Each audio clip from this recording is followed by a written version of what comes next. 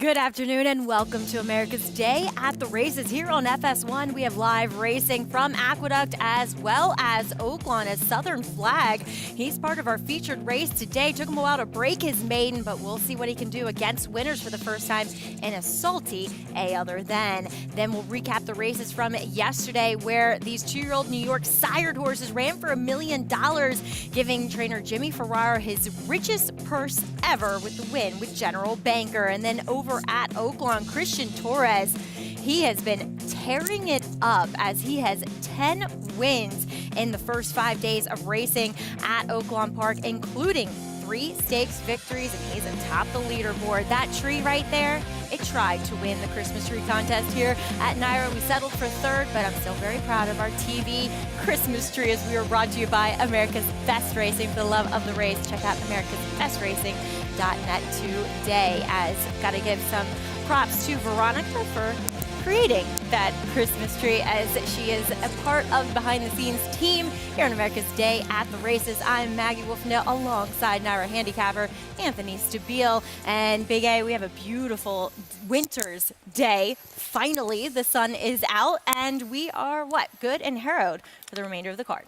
To me, Maggie, this is a perfect day at the Big A. Nice way to wrap things up before we take our holiday break, which is coming up starting in about 2 hours and 58 minutes for us. And looking forward to a little bit of a break. Always looking forward to coming back, though. But yeah, this is a perfect day at Aqueduct if you've spent any time here. Got some fun racing, late pick 4 coming your way, and hopefully we can make some holiday money. Hanukkah starts tonight, Christmas in a week. Hopefully we get some holiday money. Kwanzaa in 9 days. Let's try and get some gift money. You got all of those holidays covered. I give do. you props, my man. Boxing Day as well, right? We got Boxing Day, yes. Well, of course, it's an English holiday. You are English by association now, I guess. Wolfendale is English. I just want to put that on the record. That's true, too, yes. As we will take a look at today's feature here from the Big A. It's a allowance race going the mile, and we've already seen one division of this run already, Anthony, but it's a fairly wide open field. Installed at 2-1 on the morning line is Money Supply, but he has yet to find the winner's circle since breaking his maiden first time out at Tampa. But here's one that just broke his maiden. That's Southern Flag. Now, I question the overall talent of the last field that he faced and beat. But going back a ways, he has faced some pretty tough company. What do you think about this Bill Mott trainee's chances against winners for the first time? We've seen it so many times, right, Maggie? A horse takes 6, 7, sometimes 10, 12 starts to break their maiden, come right back and win. It's so tough to go from the maiden win to the allowance win, but he ran one of the best figs of his career last time right here, going the mile at Aqueduct, and I wonder if he can come back and duplicate that effort. I think he's facing a tough bunch. You and I talked about this earlier. This is the second division of this A other than a much tougher division. I would say 2 or 3 of these horses would have been favored in the first division, which was won by the favorite, Curlin's Wisdom, who finally got a little bit of a better trip than he's been getting of late. I'm curious to see what Southern Flag does. It looks like he'll be forward in a race that has plenty of speed, too. And just to say, American Law, he was coming in off of a long layoff, and he just narrowly grinded out the victory over him. I'll be surprised if he wins today. I'll put that on the line. Yeah, I would too. As we'll get over to racing at Oaklawn Park as well. Their 8th race, their co-featured, is a allowance race for the boys. We did see a scratch in here, but it looks as though Encore could go postward as the favorite for Phil Bauer. But we have to welcome in the 3rd member of our team, standing by live in Hot Springs, Paul LaDuca. Paulie, what's the day looking like over there at Oaklawn? Well, it's actually a beautiful day, Maggie, here at Oaklawn. The sun is out, and actually it's been the warmest day that we've had so far at the meet. The racetrack is playing very fast, and again, we've started with a couple long shots. The first race was a long shot. Second race was one of your favorites, but we just had a 20-1 morning line bet down to 4-1 win, and now we go on to the 4th race. The 8th race today I thought was a very interesting race, a giant scratch with the horse Jackman in there, the 4, and I'm in agreement with you, Maggie. I think Anchor, the 7 in there for Gabriel Saez, and Phil Bauer is probably going to end up going off your favorite after that good race at Churchill Downs. This is a horse that's never been here at Oaklawn Park. And Phil Bauer hasn't shipped any in here so far in this during this meet. And this is a horse that did run on November 25th that they lost at Seal Beach. You know, there's some other runners in here like American Pure on the outside. We've already seen what Lindsay Schultz can do. She's very, very talented trainer in there. Freudian Fate for Tim Dixon. The Remington Park horses have been running. Probably benefits the most with Jackman getting scratched in here, although he's 0 for 4 at Oaklawn. There's some interesting horses in this race. I even think the one, the Ohio shipper, the Thistle Towns horse, Beer Chaser, has a shot in that race. I mean, it just, Jackman, with the scratch of Jackman, it just completely opened that race, Mags. It is, and maybe we'll get a gauge on Anchor as we run our featured race here, as coming out of that same race is Gulfstream Way. He was 4th that day, but the late pick 4 starts in race number 6 here at the Big A, and we'll bring you races 4 through 9 over at Oaklawn. Their late pick 5 starts in race number 5. If you want to follow along and play today's races that you see here on our program, or really any time, as you can bet over 300 tracks worldwide, make sure you get a Naira Bets account today. Use promo code MATCH200 when you deposit $200, earn $200 back. Check out all the information over at NairaBets.com. As the here and now, we have race number 7 coming up here at the Big A, and it is a 14 claimer in here, Anthony, and it's a full field too. I mean, only one scratch, so 11 will go postward, and we do see slight favoritism at 3-1 on Backed by Gold coming in here from Finger Lakes for Jeremiah Engelhardt. Yeah, that's the theme in here. A few Finger Lakes shippers. One of them is your favorite right now. Another one is your third choice, fourth choice. That's the number 7, the one I picked. You picked the 8. I picked the 7, Alicia's Way. And you'll see this now. This time of year with Finger Lakes closed, they'll ship down, and they will. They're competitive now, especially the money's gone up at Finger Lakes, and here is Alicia's Way. Now, Alicia's Way, she'll have to cut back in distance, but and she, prior to her last start, which was a win, she was facing Condition 5 claimers, but when you've won a quarter of your races in your career, you're doing something right. And she's eligible for this race, which is a non-winners of 3, because she is a 3-year-old, and they can win unlimited races. So she's won 4 times. I believe she's the only one in the field with more than 2 wins. She is the only filly in here with more than 2 wins. So I think, I don't know if it necessarily gives her an edge, but I'll say this.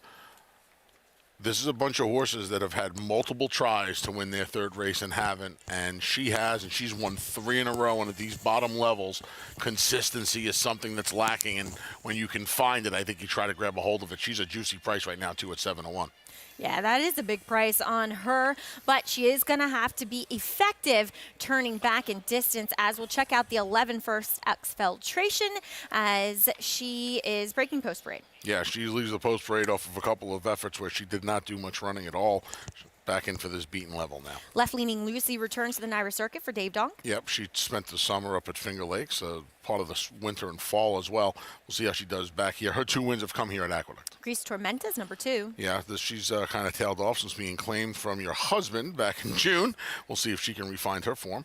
Villa Regia never likes to switch to her outside right lead. No, she has that issue. Probably would have got the job done if she did last time out. Nice effort, 2 starts back. She'd still need to improve.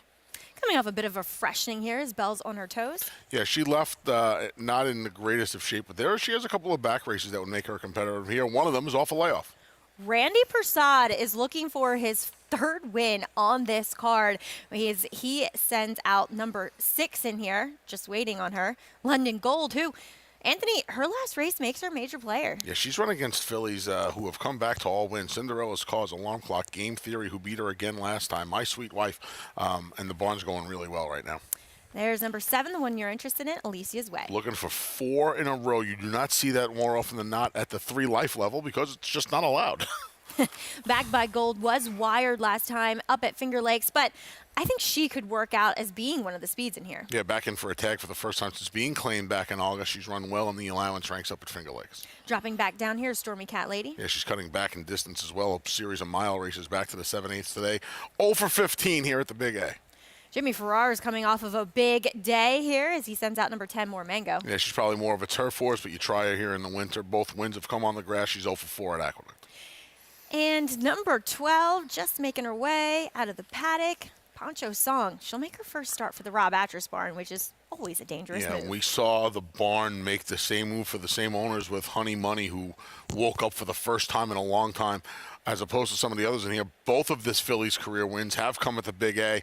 She gets a rider switch to Manny Franco, and more importantly, a big trainer upgrade to Rob Atras. And a big drop in class. I think she's been facing some tougher fields in those state bred and starter allowance races, as we need to welcome in the man downstairs. That is former champion jockey and the winningest rider here at the Big A, Richard Migliore. Hey, Mig. Hey, Maggie, it's a beautiful day. It's crisp, it's clear, not much wind really at all, which is a little bit unusual for Aqueduct. Trying to get my notes together here, guys. The favorite, backed by Gold, she looks terrific. Really can't falter in any way. Like what I see, she looks ultra fit. She's come off some good races at Finger Lakes. I understand why she's taking the money. The 12, Poncho Song, is an absolute standout. I am bullish about her appearance. She is going to be my top selection because I could not get past how good she looked in the paddock and how good she continues to look on the racetrack. What a nice warm-up under Manny Franco. Aggressive but contained, really framed up nicely, and gets a good outside draw going 7/8. And a horse, guys, that I think you absolutely... I'm going to use in some of my exotics underneath here just because from a physical perspective, she really made a nice impression. Her form leaves a lot to be desired, but I got to go with my gut on this one. The 4, Bells on Her Toes. Man, her coat is really, really good. Her weight is really good, and she showed a good energy level in the warm-up. I thought she was a little bit interesting at a big price. And she'll be coming in, dropping back down to the level where she was claimed at. But do want to get back to number 12 in here, Anthony Poncho Song. You know, last time I saw her, she kind of got a bit washy. She wasn't moving as well behind. And from what I see out on the racetrack and listening to Mig as well, that is not the case. And I think that might equal a very big performance. The biggest problem, though, and I want to get your thoughts, is her lack of speed. But could she show more speed with the drop and the fact that she's warming up so nicely? She could. I mean, she was moving. no cliche intended, like a tremendous machine out there. She looked really, really good out there, all kidding aside. I would imagine this barn change was made sometime in early November. You see she was working at Parks up until October 28th. Barn change was made. I love the fact that this isn't, or at the very least, we know this wasn't all right, I've had this horse for 2 weeks. Rob and Brittany have probably, his wife Brittany, who's his assistant, probably have had this horse for a month or so, which is a good sign. You get on the program, it's a real trainer change. It's not like this horse was away from the old barn for 10 days. We saw how well Honey Money ran. Now, Honey Money's got a little bit more quality to her than this filly has had so far. Listen, maybe the jury's not out. 0 for 12, just 0 for 12 in her career. We'll see. She looks like a completely, I mean, she's the favorite now. She looks like a completely different horse on the racetrack. Richie agreed with that. I think you kind of nodded in improvement with that. So we'll see. You're taking the worst of it at a price. You got to keep in mind, as good as she looks, she got beat a combined 54 lengths in her last 2 starts. Yeah. But they were against much, much better. Much better. Yeah, you would have to think that. And two, we naturally often see these horses move to Rob do just show, in general, more speed anyway. So that was kind of like my biggest knock against her heading into this race was the fact that she really doesn't and has never had any early speed. And it is, I don't want to say it's really difficult to make up ground, but you do want to have forward position, it feels like, on this racetrack. And I also wonder, Maggie, if not only if she's not a little bit faster, but these horses are kind of slow early. Right. They might play into her game here where she's just naturally closer because just stalking on the outside. They're just walking on the front end. Yeah, absolutely. And Manny Franco, one of our leading riders, knows where to put these, knows how to read the racetrack and where to put this filly early. And as they load into the gate with just a few out, she has gone to favoritism. Poncho Song, see what she can do first off that trainer change to the white hot Rob Atras barn as John Embrial. He will bring you the call of race 7 from the Big A.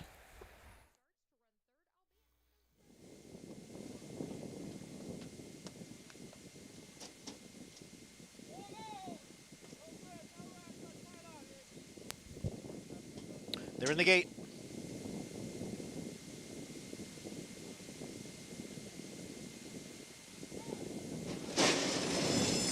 And they're off. Backed by Gold away well. Poncho Song on the extreme outside. Left-leaning Lucy moves up down at the rail. Left-leaning Lucy and Backed by Gold. Those two are 1-2. With Bells on Her Toes racing in third. London Gold is next in fourth. Then More Mango running in fifth. On the outside is Exfiltration in sixth. Grease Tormenta down at the rail runs in seventh. Poncho Song has been shuffled back to eighth. Then comes Villa Regia in ninth. A break of 4 to Alicia's Way. And at the back of the pack is Stormy Cat Lady. The opening quarter mile went in 23 and 1/5 seconds. Left-leaning Lucy leads here by 3. Backed by Gold running in second. And then London Gold on the outside in third. Bells on Her Toes down at the rail is next in fourth. Grease Tormenta up into fifth now. On the far outside is Alicia's Way, who's made some progress. Then comes Villa Regia. They're coming for the head of the stretch. The half in 47 and 3. Left-leaning Lucy is the leader with Backed by Gold and London Gold, both gaining ground second and third. They are at the 3/16 pole. It is left-leaning Lucy, Backed by Gold. London Gold is on the outside and in third. Then comes Villa Regia and Alicia's Way. Backed by Gold has now taken the lead from left-leaning Lucy, and it will be Backed by Gold and Kendrick Caramouche close for second between Villa Regia and the pace setter left-leaning Lucy. Paid to be close to the pace is Backed by Gold. She's set off the pace, set by left-leaning Lucy, and she wears them down late to get the win here for Kendrick Caramouche and Jeremiah Engelhart. Sorry, Max. That's Brought okay. a changed help, a little drop in class. My man John Koziak and his Transfiguration stable, one of the lead scouts for my beloved New York Mets. So just saw John before I came up to say hello, and yeah, good to see him get into the winner's circle. I'll tell you what, Maggie, we talked about how there wasn't a lot of speed in here. How good did left-leaning Lucy run go in the 7/8 this afternoon, right? I know she was probably helped by a racetrack where you're 100% right. You want to be forward, but she ran well. And to the other point, Villa Regia was able to make up ground in a race where nobody really moved. I know.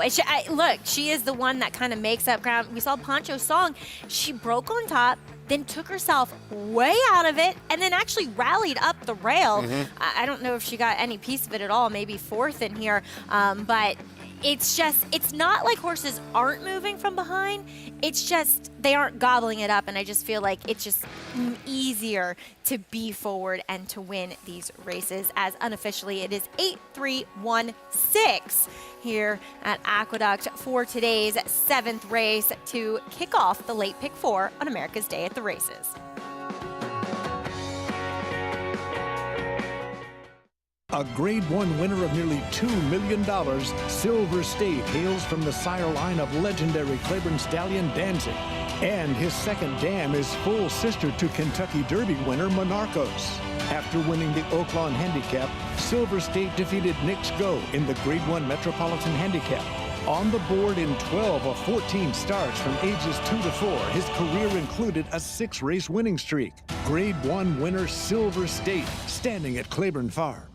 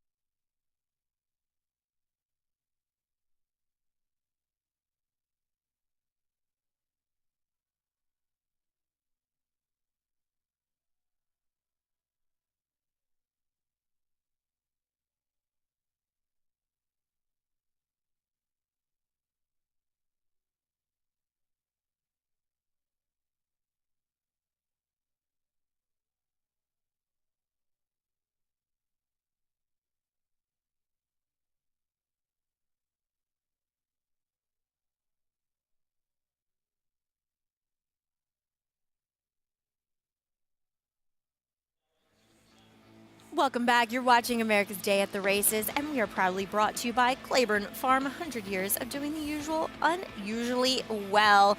Standing horses like Run Happy. Yep. Yeah. Stall 1. Stall 1. Souls Flatter. As we will take a look at race number 4 over at Oaklawn Park, and we need to check in with Paulie here for this maiden 50 going to Mount of 16th. Paulie, we do see favoritism going to number 7.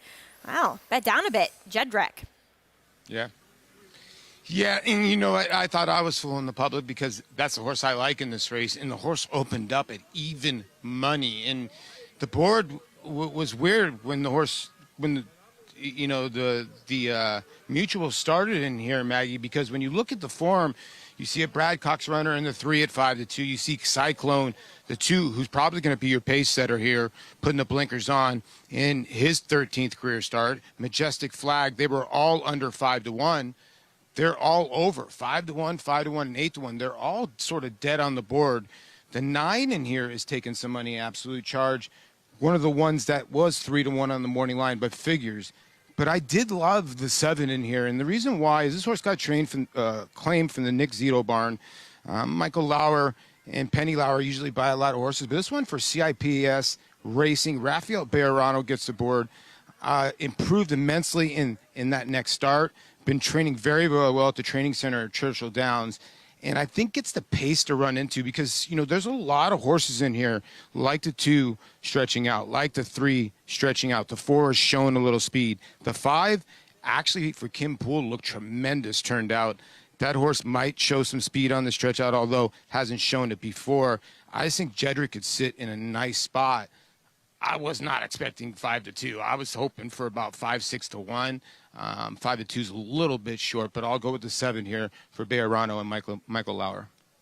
Paul, thank you. And Anthony, the board looks a little strange to me because for a Brad Cox drop down, stretch out, Caselio looks DOB. Now, was the beaten favorite in a suspect field in which the winner was 30-1. So I get it. But watching this horse's sprints, he just looks so one pace that he is crying out to get more ground. I agree with everything you said. When you go through this heat, the fact that this horse is 9-2 has to frighten you when going to your Naira Bets account. I'm sorry, because this horse is 5-2 on the morning line and had the looks of 8-5. This horse had 8-5 written all over him. Now, maybe that money went to Jedrick. Maybe that money went a little bit to Absolute Courage, who in all likelihood to lose speed in here. What about Cyclone, though? Yeah, I guess. Doesn't that read go? Joe Sharp puts the blinkers on, and Gabe Saez and stretches his horse out from the rail. Let me ask you this question. You look at this horse's pedigree. How has he only been 2 turns one time in his life? Agreed. That leads me to believe there's a reason he's not going long.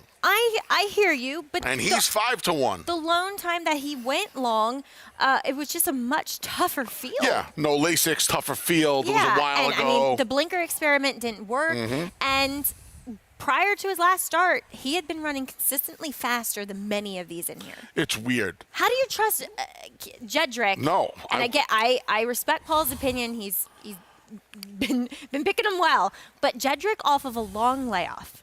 He's in for the with waiver. One figure. People love betting these waiver horses. They do. You and I just talked about that when Paul was pointing out that he liked them.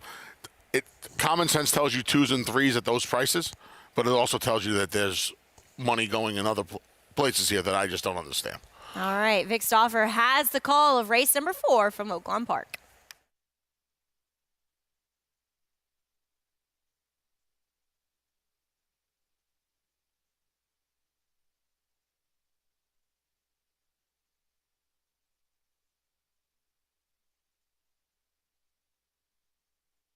They're at the post. They're off. Absolute Courage and Get Through shows speed. Majestic Flag asks for speed, and so is 5-0 Fox and Cyclone at the rail. A real scramble on for the lead. Absolute Courage a half length in front from 5-0 Fox. Outside 2 clear off. 5-0 Fox not taking the turn very well. Then Cyclone, Majestic Flag, and Coselio, followed by Get Through at the rail. Bourbon on Fire, and the early trailer is Jedrick. To the backstretch they run with Absolute Courage and a pumped up 5-0 Fox. Absolute Courage a half length. 5-0 Fox is second, 3/4 of a length to the Gray Cyclone. Majestic Flag and the Gary and Mary West Pink is fourth and about 2 from the front, with Coselio at the rail in fifth. Then it's 2.5 to Get Through. Bourbon on Fire, the first horse to run back at the meet, is second last. He's 7 from the front, and the trailer is Jedrick, and the leader is Absolute Courage. Fox on Fire is gone. He's backed out of it, so Absolute Courage has the lead over Cyclone in second. Majestic Flag is 3 deep in third. At the rail goes Coselio fourth. He's 2 from the front. Get Through is next. Then at the back of the pack, Bourbon on Fire and Jedrick. It's still Absolute Courage, but he's got company up front in the form of Cyclone and Majestic Flag. Absolute Courage now a full length in front. Now Get Through is moving in the center of the racetrack, and he's in the red cap with momentum and 2 from the front, and the front is held by Absolute Courage. Absolute Courage, final furlong, a 2.5 length lead now on Get Through in the center, who continues to close. It's Absolute Courage or Get Through coming to the 16th mile marker. Absolute Courage, Get Through continues to close. Absolute Courage, Get Through trying to get by, and I think he might have him get through in time. Get Through beat Absolute Courage. Close for third between Cyclone and Jedrick. Sometimes having that stamina built in helps, as Get Through he did today in breaking his maiden wide pursuit last time against a gate-to-wire winner. He's able to run down the early pace setter in here, Absolute Courage. Bentley Combs, 3 for 60 coming into the meet. Right now, 3 for 4 at Oaklawn Park with a third. This horse just kept on coming. At one point, it looked like he was just going to blow by. Then he stalled. It looked like he was going to go by. Then he idled. Looked like he was going to go by, and he did. Yep, and again, with a wide trip, but gets the job done. Martin Garcia in the irons this time around. Bentley actually owns part of this horse as well, with Ann Hayes and Eric Kuhn. Great name. Get Through. For a racehorse. Yeah. If I had $1 for every time I said Get Through at the racetrack, I could probably retire. I mean, retirement will last about a month and a half, but I could retire for a little while at least.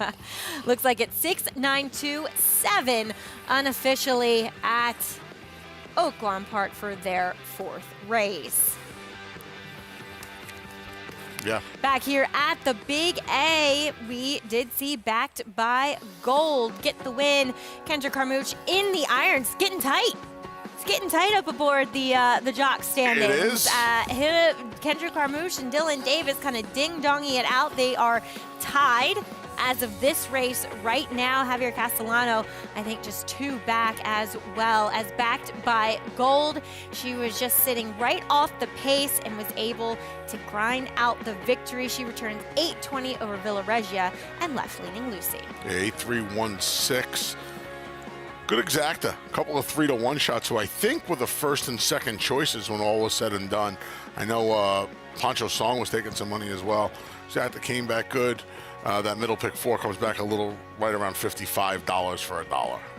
We'll see if Kendrick Carmouche can go back-to-back, as he will be aboard number 2, Gulfstream Way, in our featured race. See if he can secure up this Aqueduct Winter Meet stand. You're watching America's Day at the Races on FS1.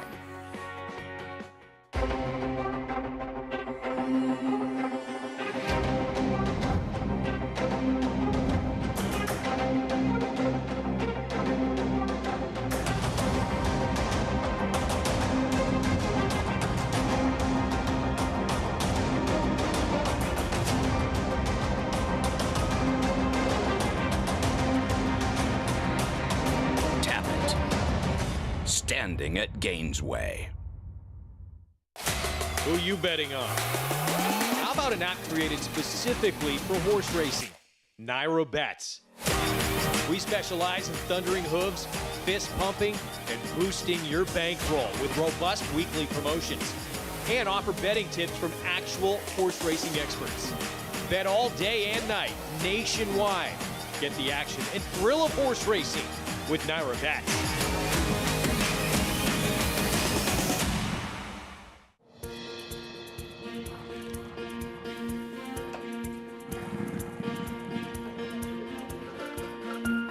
We take pride in what we do. For me, it's more of a passion than actual work. I'm an assistant trainer. Carpenter. I'm a peace officer. I'm a jockey. I'm a gardener. I'm a groom.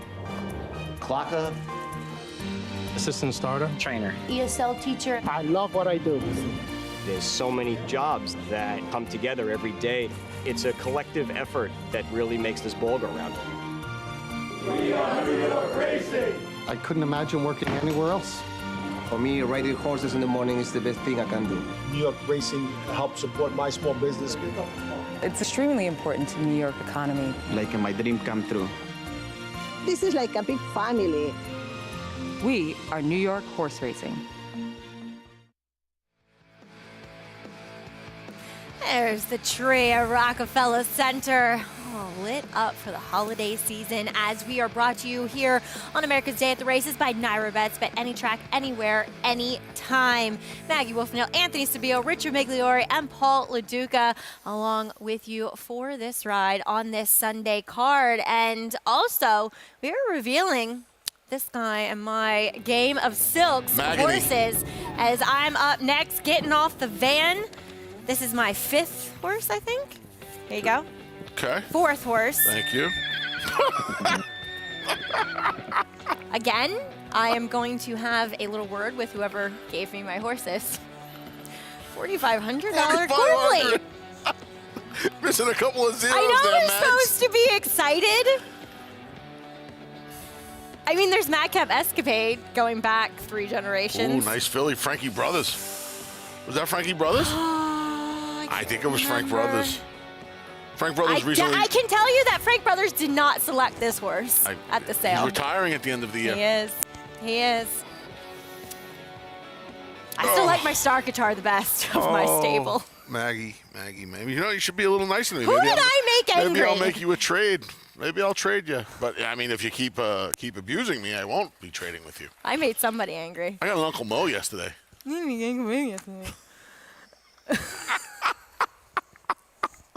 You see, I want to tell you something. I'm really excited My about. problem is I'm too competitive, and whoever gave me these horses was not looking out for my competitiveness. That's why I love Maggie. She just did that on national television.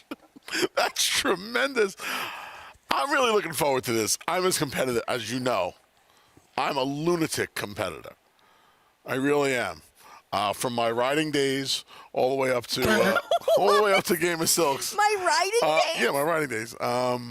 How about I'm really I'm looking. the one that's supposed to say that. I know. I'm looking forward to this game. I'm looking more forward to this as you keep getting these. You know, I got an Uncle Mo the other day. Oh my gosh, you know. Oh, moving on. This is great. Okay. This is so awesome. Hey, other than, let's talk about some horses. This woman is furious right now. In the flesh downstairs.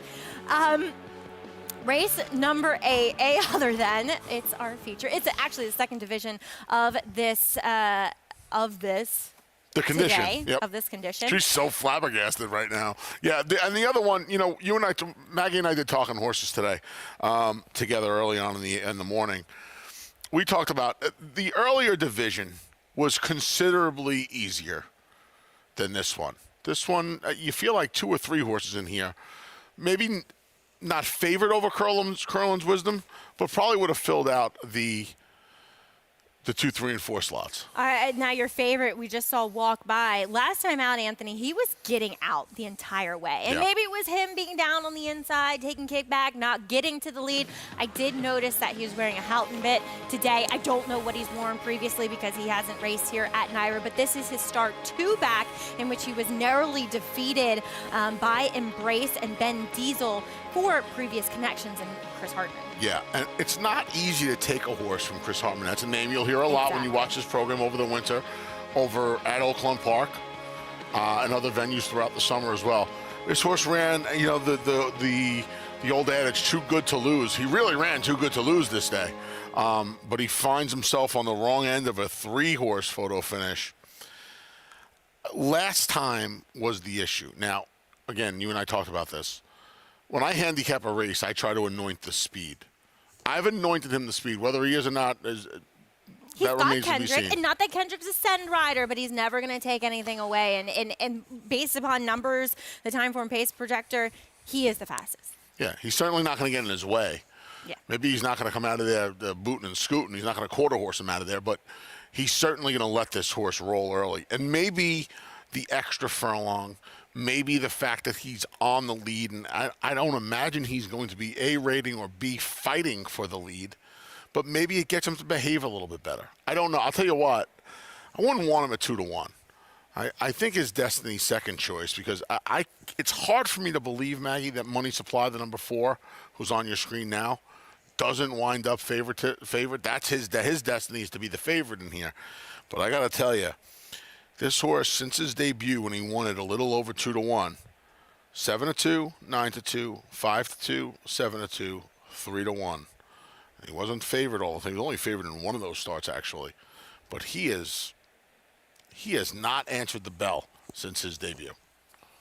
No, he hasn't. And talk about getting off to an auspicious start to your career.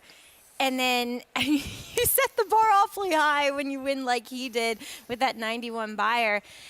And now it's just like he's like kind of lost that will to win.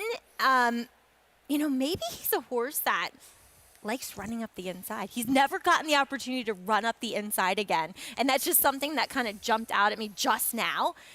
And, some horses just are inside runners. They're very few and far between. But, and two, his running style, I think, is hampered a bit given the way the track feels like it's playing out.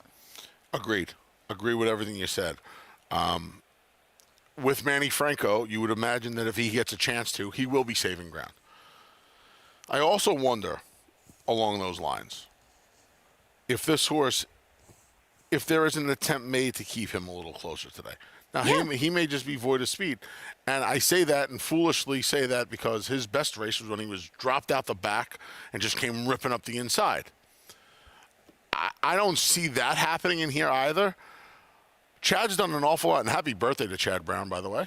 I just don't understand. He's tried him at short, long, off the pace, blinkers off. I feel like he's just frustrating to the point where you don't know what to do with him at this point. This could be a birthday team. If it's Chad Brown's birthday today, Manny Franco's is tomorrow. Wow. There you go. Huh. I know that my mom's birthday is tomorrow, and I know Manny and her have the same birthday. Number 1 is 3 Jokers for John Terranova. He could be a player. Scratched out of the Alex M. Robb yesterday for this spot. Let's see how he does second off a little break. Your 2-1 favorite, Gulfstream Way, just went by. Here's number 3, Mandatory, second off the bench. We figured Gulfstream Way will be on the lead. Maybe Mandatory's the one closest to him. Jose Gomez going to replace Kendrick Carmouche, who's riding Gulfstream Way. Money Supply. Could he get the right pace scenario First today? time Manny, his 4th different rider and 7th start at 5th different racetrack. Coming in off of a win on a sloppy track is Royal Tris. He needs some moisture in the ground. That's where he does his better running. We'll see if he's coming back in 2 weeks also. Best career number for Blake B last time with a win. He galloped from just off the pace. If they cook it early, he's facing much better, but maybe he trips out again. There's Southern Flag facing winners for the first time. Took him 7 starts to break his maiden. Can he go back-to-back and through the A other than allowance condition right away? And can Looney Sema get through this condition? The quote-unquote, he would have been the other Peter Walder in here. Peter Walder, this horse has had an up-and-down kind of run of it since making his way up here in April, right? If the good one shows up, you would not be surprised if he gets his picture taken at $25. If the bad one shows up, he might trail. We need to see how they look. We need some help in here. Richie, tell us what you got. Well, I hope I can be of some assistance. I'm going to talk first about the 3 Mandatory from the John Kimball barn. I think this horse took a big step forward from a fitness level from his first start off the layoff. He ran a decent 3rd last time, going 7 furlongs, and he just looks like he tightened up a great deal. Speaking with John Kimball's assistants, that horse has done really, really good out of the race, and just seems like 13-1 might be a bit of a big price for this horse. The 4 Money Supply looks outstanding, just what you would expect expect from a horse coming from a top barn. And when I look at favorites or horses that are shorter prices, I'm usually looking for some sort of weakness, something that might dissuade me. There's nothing that dissuades me from the 4 Money Supply. And a horse that really made a nice impression in the paddock, and he's a big price, just a very high energy, is the 6 horse, Blake B. We've seen Romero Mirage just making horses outperform their odds. He's been hitting the board with big prices. He's won with a few big prices. And this horse really framed up nicely in the warm-up. I like what I'm seeing from a long shot there. But I'm going to go with the other long shot. I'm going to go with the 3, Mandatory. He's very interesting. So time and time again, and I like that Richie had good marks for him in Mandatory. And I think he ran really well last time. He was attending a pace that kind of fizzled out a bit towards the end. We saw Kendrick Carmouche lose his crop, and I don't know if that had any bearing on his performance, but still, you would have to think he would have been a bit closer with that aid to his disposal. But I just feel like sometimes John Kimmel gets these horses to run big off layoffs, and then they take a step backwards second off. 8 months away, too. Yeah, it was a big effort last time. Jose Gomez is aggressive out of the starting gate. Not that Kendrick Carmouche isn't. I wonder if Mandatory is put on the front end today. I know. He has the speed to be close. Like we said, I don't think he gets it over Gulfstream Way in here, but he might be sitting right off his flank. And at 11-1, that's a huge price on a horse that at least Mig thinks he's doing well heading into this, because I thought he made a little bit of sense in here. You know, Maggie, I like 3 Jokers. I know you do. And 3 Jokers set a moderate pace last time. When it came back, when it ran extremely well to get the job done, Money Supply beat him by 4 lengths, but it was his first start off of an August layoff.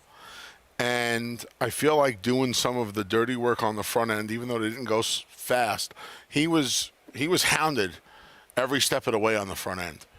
He can't see the lead in here, I don't think. But maybe Eric Cancel, who I think is kind of happy that he won't be on the lead in here because he doesn't like to go to the lead, can sit behind allergic to it. Gulfstream Way, and he might be Gulfstream Way and Mandatory. I think he might be the one to trip out in here, save a little ground, and try and keep this horse. I shouldn't even say get this horse, but keep this horse into contention. You mentioned earlier today to me that this horse runs his best races when he is forward, and I don't disagree with that. But he doesn't necessarily have to be on the lead, I don't think. I'm just hoping he's forward and kept in the game. And he has run well on wet track. Maybe there's some residual moisture in this racetrack, and maybe that helps his cause as well. Well, as we were moments away from post time, we see that horse right there, Money Supply, finally go to favoritism at 9-5 on the board. John Imbrial brings you the call of our featured 8th race allowance. And Aqueduct. And they're off. It was a hesitant start for number 1, 3 Jokers, who trails the field. Looney Sema from the outside, along with Southern Flag, and Blake B is up close. Gulfstream Way now gains ground. Mandatory is in between horses as they race off the chute and on to the main track. It's Mandatory right there with Southern Flag. Gulfstream Way at the rail is now taking the lead. Looney Sema far outside is back running in 4th. Blake B is next in 5th, almost 4 lengths to Money Supply. Then comes a Royal Tryst, and at the back of the pack is 3 Jokers in 8th. The quarter went in 23 and 2/5 seconds. Gulfstream Way leads here by a half length. Then it's the trio of Mandatory, Southern Flag, and Looney Sema. Blake B being passed here on the outside by Money Supply. Then we come back to a Royal Tryst, and 3 Jokers is the trailer. Half mile in 46 and 4/5 seconds. Gulfstream Way leads here by a half length. Looney Sema now ranges up on the outside, and the 2 of them are right together. Money Supply has moved into 3rd. Then Royal Tryst off the turn into the stretch. It is Gulfstream Way, and on the outside, Looney Sema with Money Supply all out in 3rd. And now they're at the 8th pole. Gulfstream Way trying to hold off Looney Sema with Money Supply in 3rd. A 16th out. Gulfstream Way narrowly. Looney Sema on the outside. Gulfstream Way gets the victory under Kendrick Carmouche. Oh, he does not look easy to ride, but Kendrick Carmouche is one of the best in the game for riding these somewhat difficult horses. Getting out the whole way again. Gulfstream Way ekes out the victory. You called it as soon as he went out of the shooting onto the oval. He was just trying to fight Kendrick. Look, he's still trying to fight him now. Kendrick's the best, though. He is the best when it comes to horses wanting to get out or just be weird with their mouth and head. He was able to nurse him along and not be too anxious, and he was very chilly, right? He didn't get, until he had it, and even when you see Kendrick ordinarily doing a lot more finishing up, but he knows to get the most out of this horse. The most important thing, see what he has? He has the left rein in his hand. You're not going to pry that out of his dead hands, that left rein, and he's just showing him the crop right-handed. Don't think about it. Don't go. Don't do that right thing. Don't do it, my man. See, look at the left rein. He's leaning left, everything. Left, instead of left-leaning Lucy, he was left-leaning Kendrick in here. And he does. He shifts his body, you can see, to the left inside again. A good performance by Looney Sema in the runner-up spot. He kind of tipped his hand when he broke on top of this field today at 14-1. And he's 9-5 and he got beat. I think Money Supply ran better than his performance is going to appear. It is hard to make up ground on this track. He kind of made up his ground, and then everybody just stayed where they were. It was like a stick-up. Nobody moves, nobody gets hurt. They just went they got to their positions, and for the last 3/16 of a mile or so, nobody moved anywhere. Yep, it's true. But Gulfstream Way, 5-2, your winner. As Ron Moquett, he looks to continue his hot streak at his proverbial home track of Oaklawn Park. He has that house right out the back gate. As Ron Moquett, he will be looking for another win on this Oaklawn card. Whatever you use to predict future stallion success, breathe slowly and gaze at the desert's first great championship race. Curlin won it. So did Street Cry, Arrogate, and now, in a time even faster than Arrogate's, Mystic Guide. The cold hard fact is, after this, he was rated the best horse in the world. Mystic Guide. New to Darley.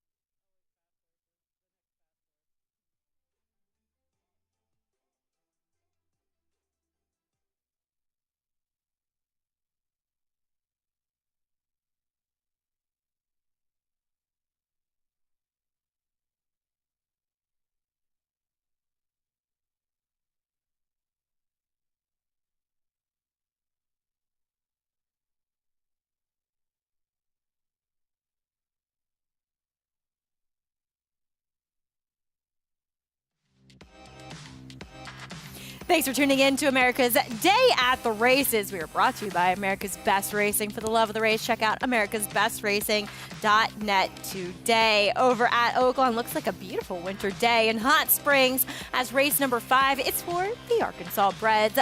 On 2 for 20, going the 6 furlongs. And we see a wide open board. Outside 3 horses, all around similar prices. Paul, do you like any of the outside 3 in here? Well, it looks like the public does too, Maggie. When you look at the Pick 5 wheel pays, I'm just going to glance over to my phone. They are enormous. For 50 cents, The 1 through 6 are 281,000. Now the 7 and the 9, they don't carry over. They're 4 out of 5. There's no carryovers when it comes to the pick 5, and they're still pretty good. Now the 10, 11, and 12 are 31,000, 16,000, and 13,000 to the 12. So the 12 is the lowest will pay, and the 10 is getting the most money on the board. Now the 12, Macho Ronnie for Burrow McBride, Chelsea Bailey gets in the irons. I think a lot of people are just looking at that race way back in April for the maiden 16, where he won by 11 1/4 lengths at 70 cents on the dollar. Now he hasn't been seen since August. He comes in for 20, and that's where he was at one time. He was in for 16 when you actually look back when he won his maiden. The 11, Lord M, I mean, another horse that just won at the state bred maiden level here, these Archie breds. I thought the 10, Super Geek at 9-2 was a player in here. I know he's kind of runs his races upside down. Just throw that muddy effort out, and his numbers do figure in here. And, from 10-1 to 9-2, I thought he was a decent play.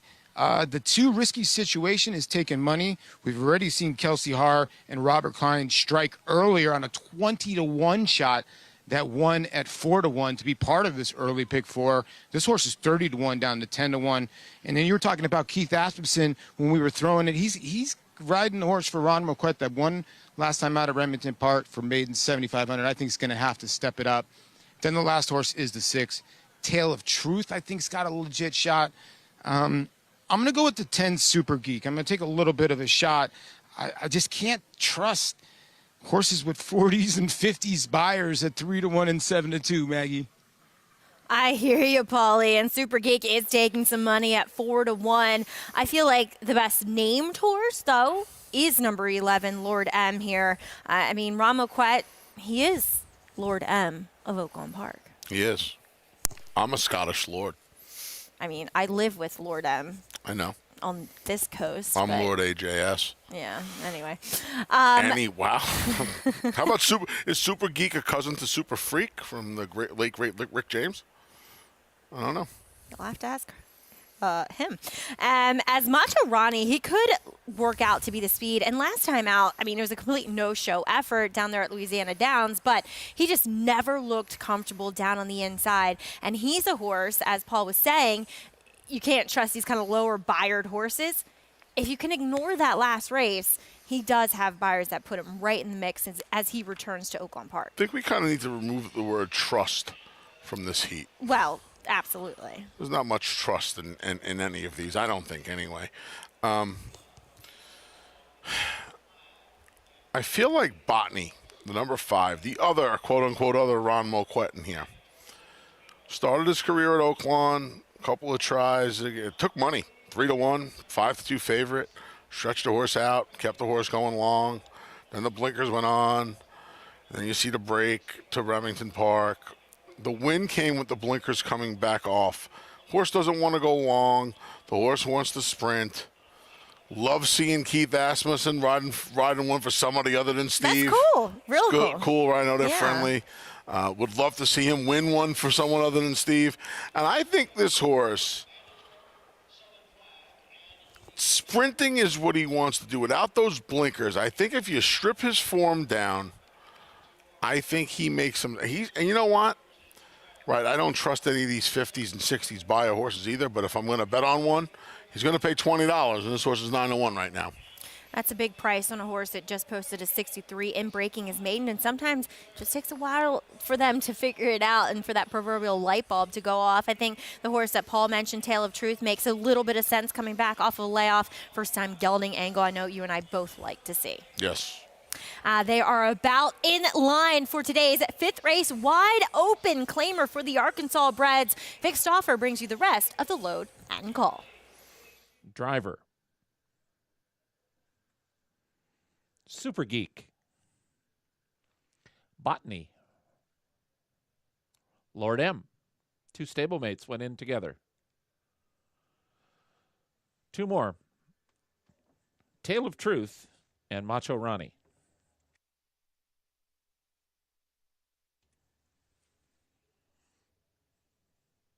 They're at the post. They're off. Slow starts for Tale of Truth and Morning Drive. Macho Ronnie quickly to the front. He can pick his path as he crosses and clears from Lord M and Driver.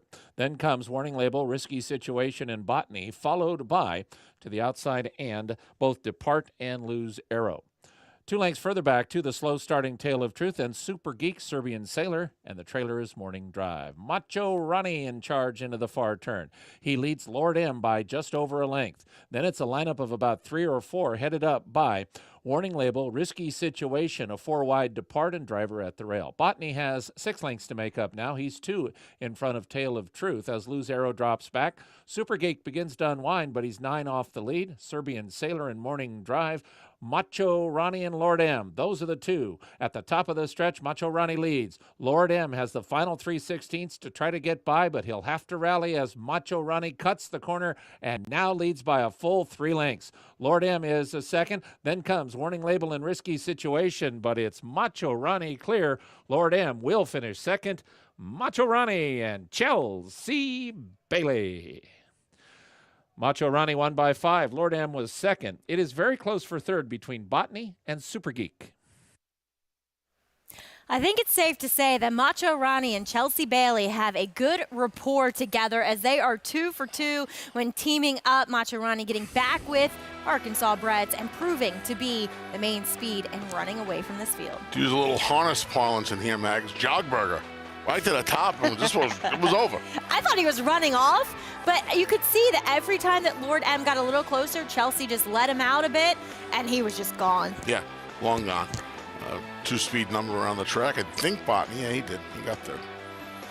Botany will settle the trifecta, filling out the superfecta, I believe, with number 7. Morning Drive. Chelsea Bailey, though, no doubt about it, in the winner's circle with Macho Ronnie for Burl McBride, as we'll bring you official prices over from Oaklawn, but we owe you some here from the Big A as Gulfstream Way takes the featured event here at the Big A for Kendrick Carmouche and Brad Cox Genstar Thoroughbreds, all teaming up for the win. As my man, the late, great Rick Lang, former colleague at the New York Post, used to say, flag fall to that's all for Gulfstream Way today. Kendrick doing a great job keeping this horse straight and not letting him get to his drifting out and bearing out antics and leading them on a bit of a chase here at the Big A in the 2nd division of the A Other Than Allowance contest. And a good rally from Looney Sema to pick up second honors at 14-1. Money Supply, 9-5 favorite, had to settle for a third, which is where he likes to finish, as that exacta brings you 24-30. We will get to the late double here at the Big A with a starter allowance coming up in race number 9, going a mile and an eighth, 9-5 on Tonal Impact. First off the claim for Linda Rice. He's looking for his 4th win in a row, for his 4th different trainer in a row. Kendrick Carmouche also looking to go for the 3-bagger here at the Big A, and I would think with another win that might seal things up for Kendrick Carmouche here at this Aqueduct Winter Meet. We'll bring you more on this race on the other side of this break, America's Day at the Races.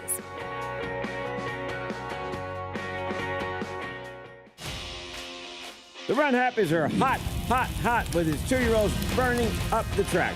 Recent top runners include this growing list of winners at Churchill Downs. Plus the speedy 2-year-old colt, Happy is a Choice, a 5-length maiden winner at Keeneland. Happy is a Choice, Francisco Arrieta to win it. Price for value and turning up the heat. Call today and book your mare to Eclipse Champion Run Happy, standing at Claiborne Farm. Now more than ever, it's time to get with the program. When shopping for your next race prospect, consider that New York breds start with an advantage. Our New York breds run for serious green. At Saratoga Race Meet, New York bred maidens run for up to $88,000. New York bred allowance horses run for up to $100,000. And New York bred owners can collect awards of up to $20,000 per horse per race. So get back with the program. Seriously. Code of Honor, multiple Grade 1 winner and 6-time graded stakes winner, including the Grade 1 Travers, the Grade 1 Jockey Club Gold Cup, the Grade 2 Fountain of Youth. He was a debut winner at 2 in Saratoga, following up with a gutsy performance, running second in the Grade 1 Champagne Stakes. Son of a champion out of a graded stakes winner, with an outstanding physical to match. Code of Honor, standing at Lane's End. Racetrack Television Network brings you every race, from every track, on every screen, every day. With monthly packages starting as low as $5, RTN gives you great value and access to more live HD streaming and race replays than anyone. Visit RTN.tv today to sign up and watch on almost any device, including Roku and Amazon Fire. RTN has packages that start at $5 per month.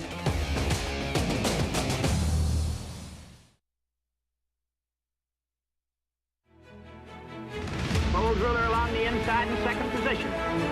Here they come, spinning out of the turn. Sixth period now by 5 lengths. Few horses have stood in esteemed stall number 1 at Claiborne Farm, and all of them champions, legends of the sport. And down the stretch they come, unbridled takes command. Who influenced the generations that followed. Today, stall number 1 belongs to Run Happy, who is looking to create champions in the generations to come. Bold Ruler, Secretariat, Easy Goer, Unbridled, and then Run Happy. Each of those horses were North American champions at one point in their careers. All in line, and they're off. Secretariat by 7. Secretariat 8 lengths. Fente just hand-guided him under the wire. He takes this to Travers by 2.5 lengths. You got to basically be a champion to live in that stall, and certainly Run Happy was. Whoever's after Run Happy will have to make sure he was a champion as well. Hopefully Run Happy will be able to keep his name on the door and add to the list of great horses that live in that stall.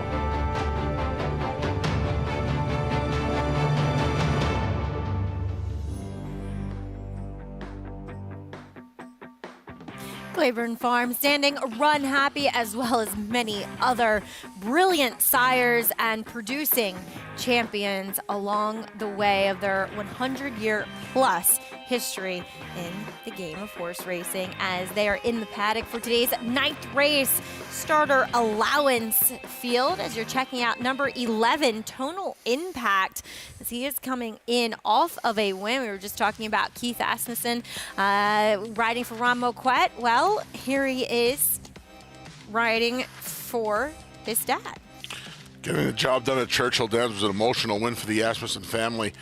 Keith did a good job getting this one home. Like you mentioned, Maggie, 3rd different win in a row for 3 different trainers.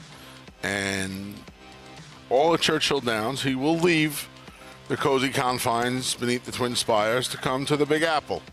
Woody Stevens once said the buildings get a little bit bigger on this side of the Hudson, and they do. No, he's run on the NYRA circuit before. He has. And those 2 races were on the turf up at Saratoga. I don't know. I don't know if I fully trust him. How about you? I don't fully trust him. No. I went for the trip horse in here, Mo Rewards, with a brutal time of it last time. But this horse certainly has to have you got to respect this horse a little bit. I made a pick 5 ticket today before the holiday break. I'm alive in the pick 5 ticket. I used a 1, 3, and 11. I hope you're right about your gut feeling. That is the name of the 3, and it is Maggie's selection in here. So I'm hoping her gut feeling is correct.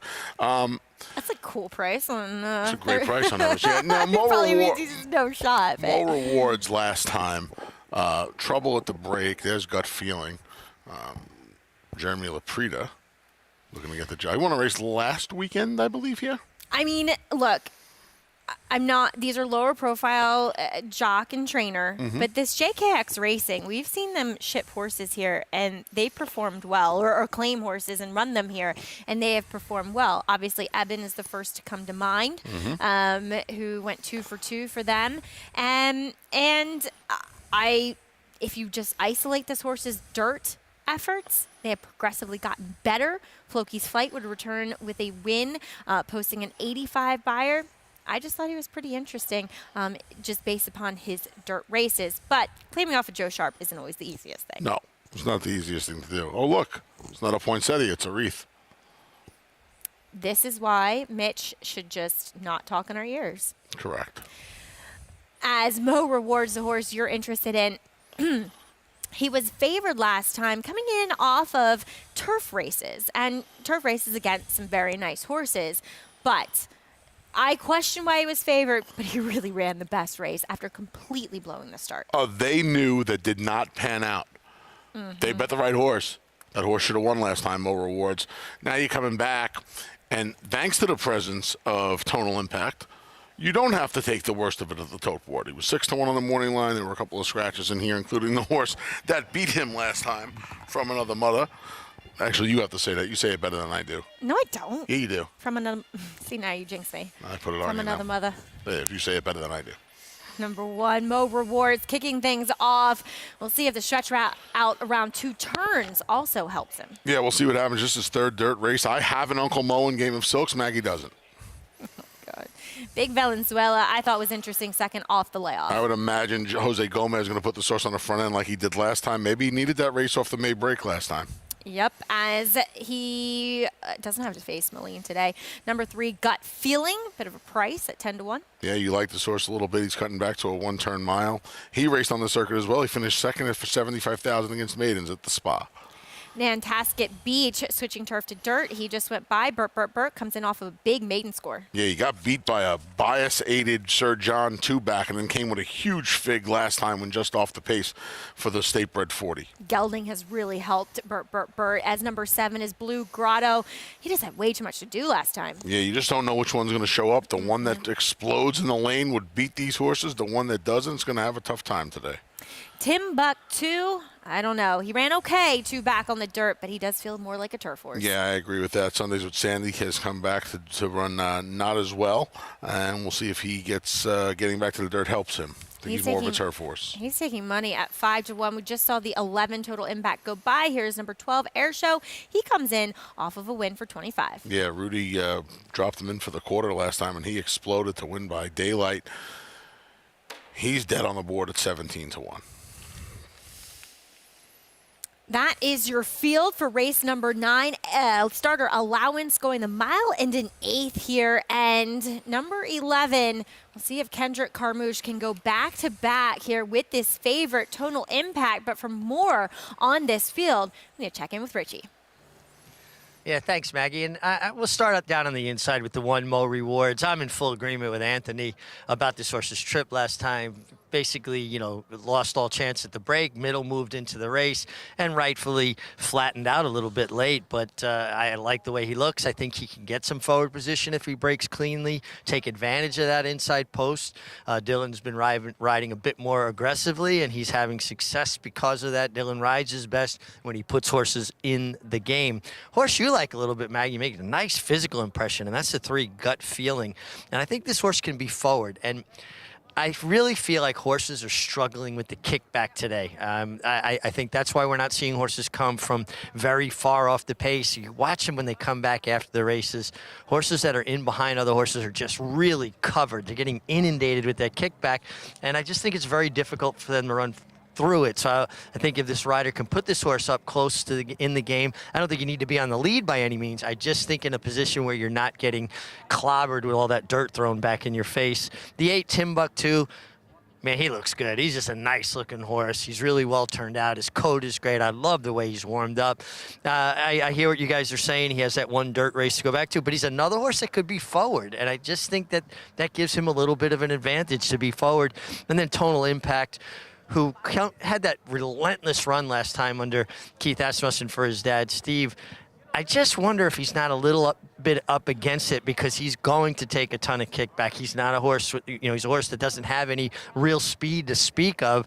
And is he going to be able to work out a trip where he gets in the clear early enough to kind of unwind his legs? I mean, he's warming up great. He looks terrific. Maybe with Kendrick, he'll be a bit closer. But at 2-1, I'm looking elsewhere. Very, very valid points, Richie. I will say, to quote my husband, gosh, he looks like a dressage horse out there. He does. He looks tremendous in the warm-up, but, I mean, we're not reinventing the wheel here with him. He is just a horse who really does do his best running from off of it. Wow. with the English accent and everything. Do you know when I read books to my daughters, which I know the author is English, whenever I read them in English accent? Do you really? Yeah. And they don't even Wow. blink an eye. They're just like, okay, whatever, Mommy, you're a weirdo. Wow. When I read his social media posts, Kurt Becker, I hear everything in Kurt Becker's voice, track announcer at Keeneland. Wait, you hear... When I read his tweets or Who, his... Kurt's? Kurt Becker, yeah. Oh, I just hear his Oh, voice. yeah, you can't not hear it. That's amazing, though. Riders off Mo Rewards here. Dylan Davis. I don't know. Is this what have you behind the gate with him? Does this happen all the time? Because Dylan just jumped right off of him. There's attending veterinarian Sarah Henchcliffe. I don't know. I don't have notes about this. It looked routine. He can be a bad actor.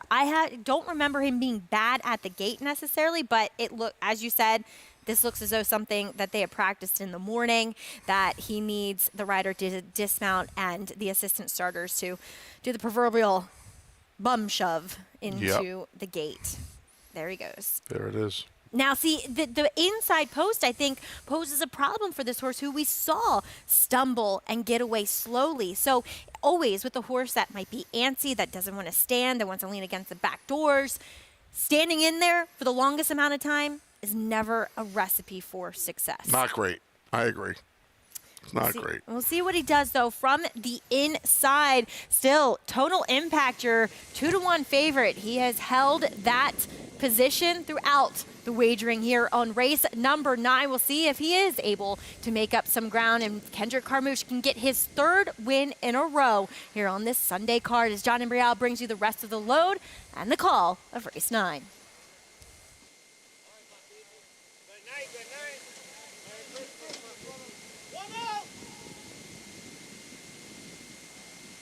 And we are set for race 9.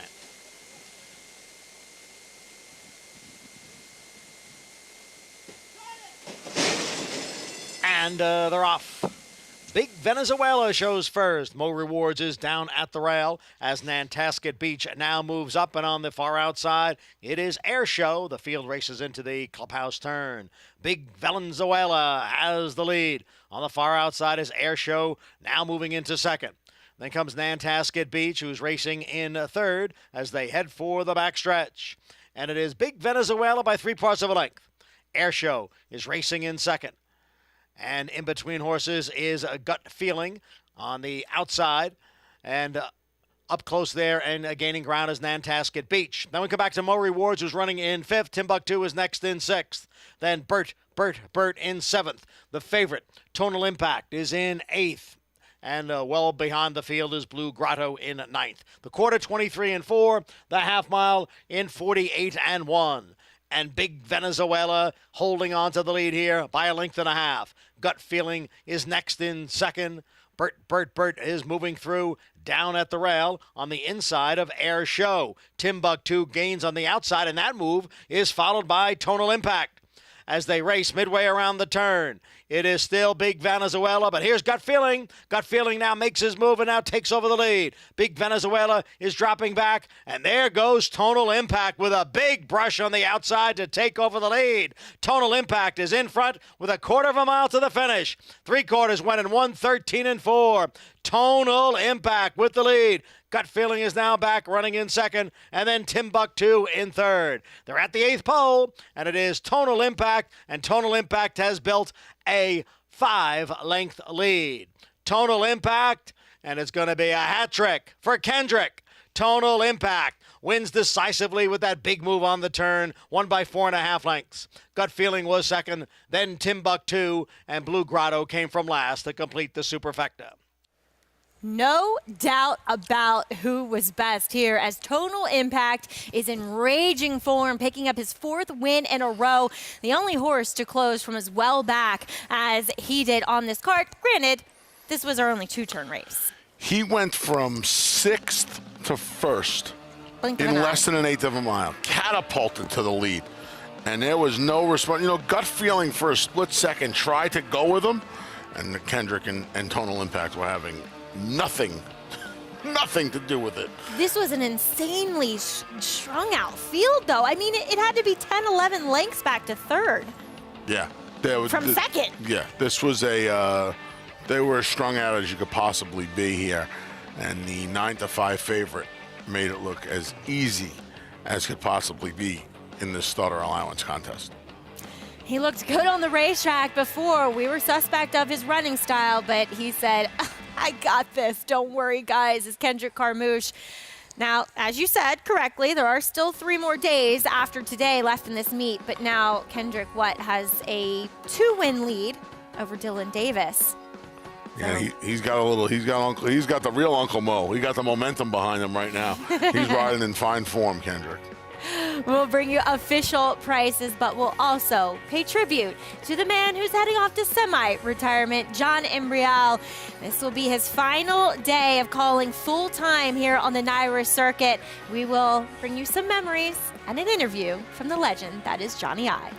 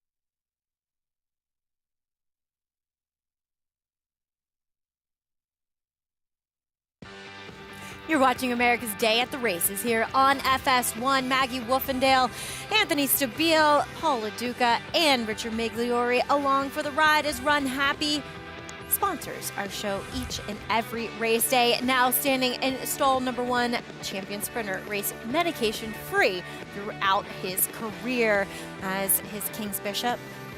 Favorite races up at the spa. We are at race number 6 at Oaklawn Park. This does kick off the late 50 cent pick 4 as we check in with Paulie as this fillies and mares on the track for this claiming 26-5 on Dawnland here, Paul. Yeah, and maybe it's warranted, maybe it's not. You listen, 6-5 in a field like this with the 3-year-old fillies that are kind of all over the map, but she looks like the filly that might be able to control this race from the beginning. And when you look at her races, when she's been in for 20, she won by 12. When she was in for 25, she ran a nice little second. She was in for 40, she won by 4 1/4. So, you know, that last race at Starter Allowance, XT Zenith, that was actually a very good Starter Allowance race, and she got...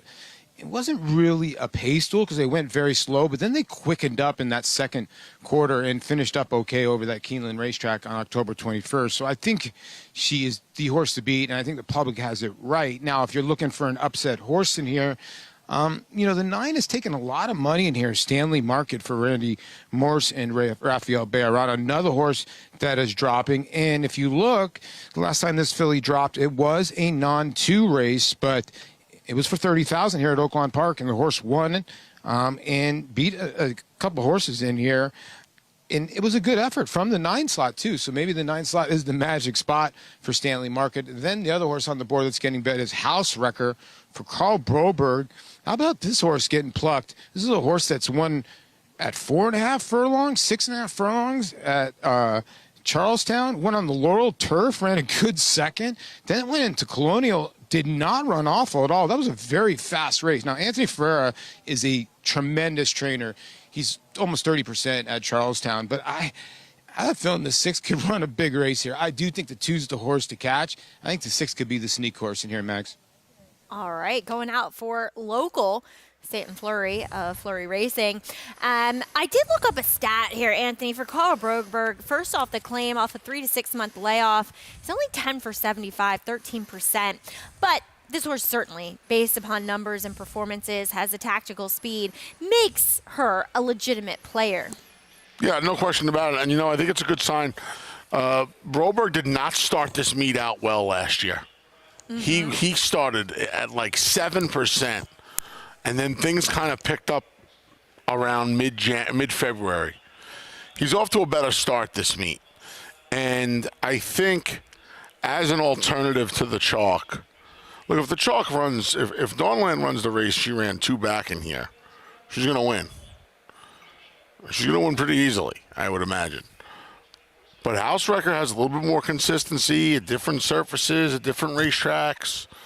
Yeah, I think she's dangerous. The other horse I thought was a little bit interesting in here was on the outside, La Morena for Martin Villafranco.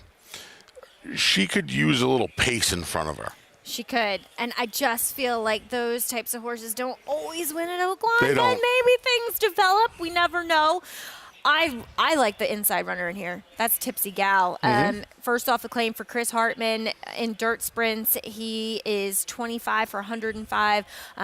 So he's hitting at about 24%. And you're going to have to ignore her last 2 races. Maybe she's just not the same horse after that June to September layoff. But you go back before that, and she's running against a world of better horses than what she meets here. And maybe the Chris Hartman team is able to get her back to those races. Yeah, and maybe, her last couple of works kind of open your eyes a little bit. She wasn't working as brilliantly before that start. And even the first work back. But after that, her work tab has been sensational on paper anyway. And we'll see if a little change of scenery, drop down in class. He can run her for this price, lose her and win, and still break about even with her. So. Yeah, I mean, the purses are good over there, nearly $40,000 for this, claiming 20, as 6 furlongs will be the contested distance as Vic Stauffer brings you the call of race 6 to kick off the late pick 4 at Oaklawn. Simona's Choice and Careless Heiress. Stanley Market. Last to load is La Morena.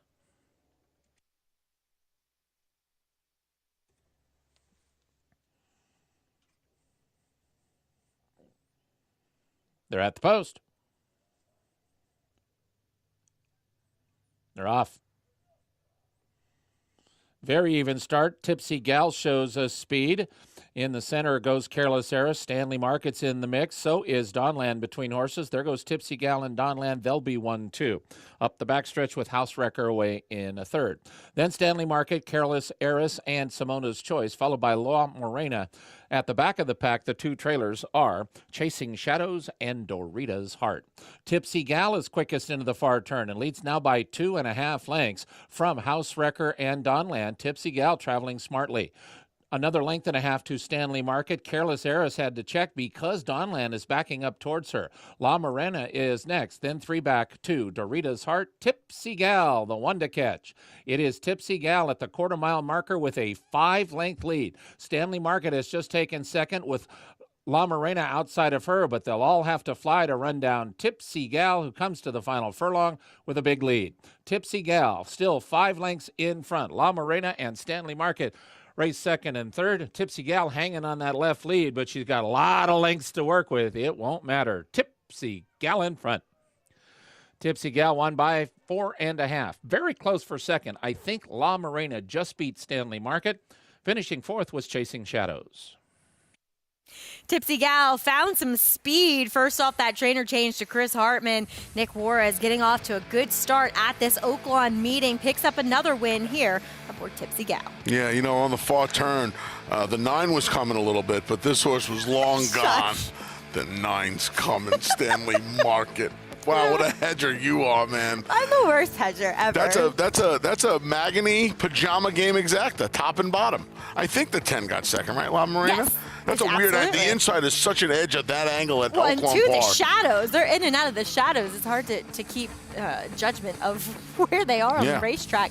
But race number 9 here at the Big A goes to the favorite. Tonal Impact returns 570. Kendrick Carmouche gets his 3rd win in a row, this time around for Linda Rice, who continues a successful winter meet here at the Big A. Gut Feeling rounds out the exacta. Pretty formful late pick 5 here. Occult is amazingly the longest price of that follow along, which just seems so strange for a Chad Brown runner. But we'll round things out with a maiden 25 for the 2-year-old fillies, going the 6 furlongs. And at 2-1 on the rail is the drop down number 1, Lady Quinn. But before we took the last break, we teased that today is the last day for John Imbrial up in the booth as full-time NYRA announcer. And for more with the legend here in New York, Richard McGlory is standing by with Johnny. Yeah, thanks, Maggie. With the incomparable John Imbrial. And John, so many years calling here. How many races would you estimate you've called here at Aqueduct? And that's a good question, Mig.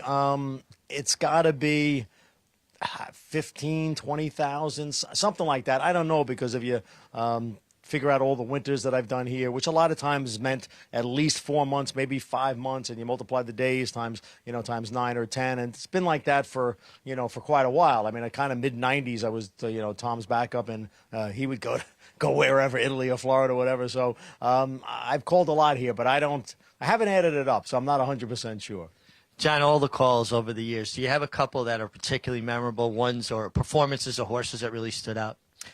I'm more of a recency kind of a guy. I love the race and I'm going to, of course, forget the names right away, but Forte in Saratoga, I love his race, and the filly, the sister to Malathot, the 2-year-old who ran here and won in the Demoiselle. I like 2-year-olds because you just never know what they're going to turn out to be. You hope that you called a race when they were early on in their career, and then they blossomed, into something. As far as races, you kind of have fun with a horse that we had in Saratoga a couple of years ago, which was Yodel-E-I-O or Yodel-E-I-O, something like that. Right. So you can have some fun with some stuff, and there are some tongue twisters as well that and right now there's one running called Synthesis. If I say it too fast, it's synthesis. So anyway, you gotta see what happens on a daily basis. But that's what makes it fun, because every day, as you know, can be a little different.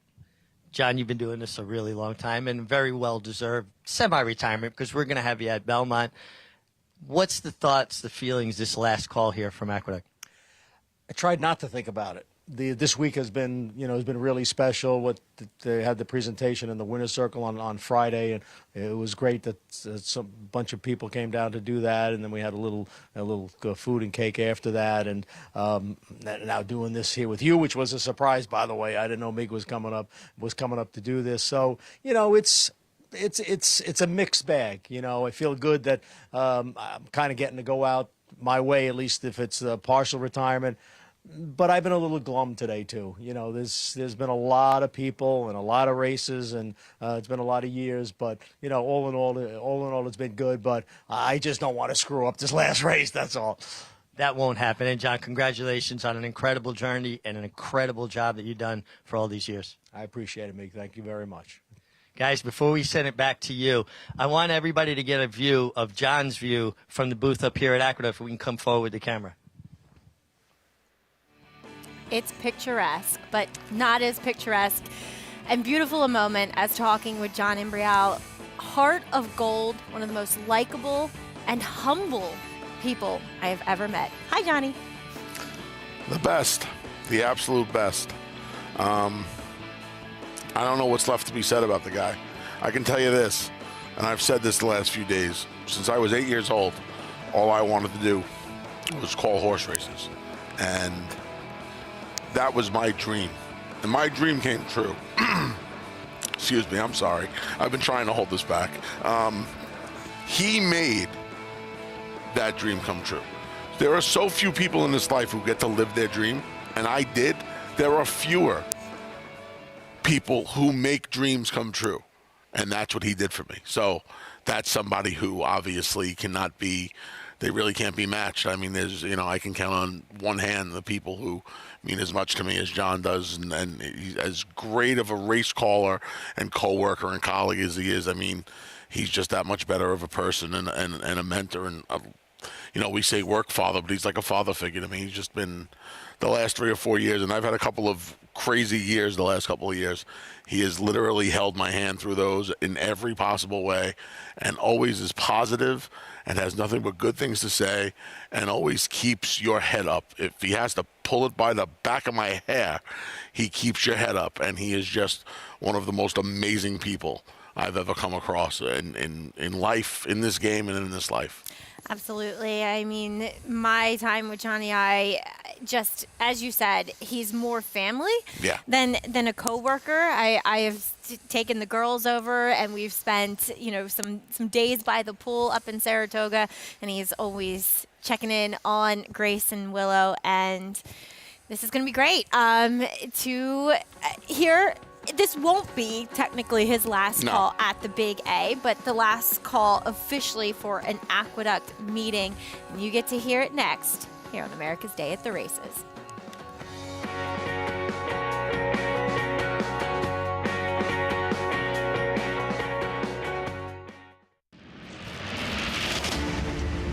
We're closely associated with Todd Pletcher, and for as long as I've known Todd, he's as high on Constitution as any other stallion that I can remember. It's resulted in us buying 5 Constitutions here at this sale for Mike Rapoli and Vinny Viola, and then Mike himself. He loves being able to train them. Todd always thought that that horse was uber talented, and we're seeing him pass that on to his progeny.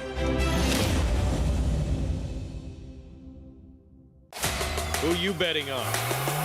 How about an app created specifically for horse racing? Naira Bets. We specialize in thundering hooves, fist pumping, and boosting your bankroll with robust weekly promotions, and offer betting tips from actual horse racing experts. Bet all day and night, nationwide. Get the action and thrill of horse racing with Naira Bets.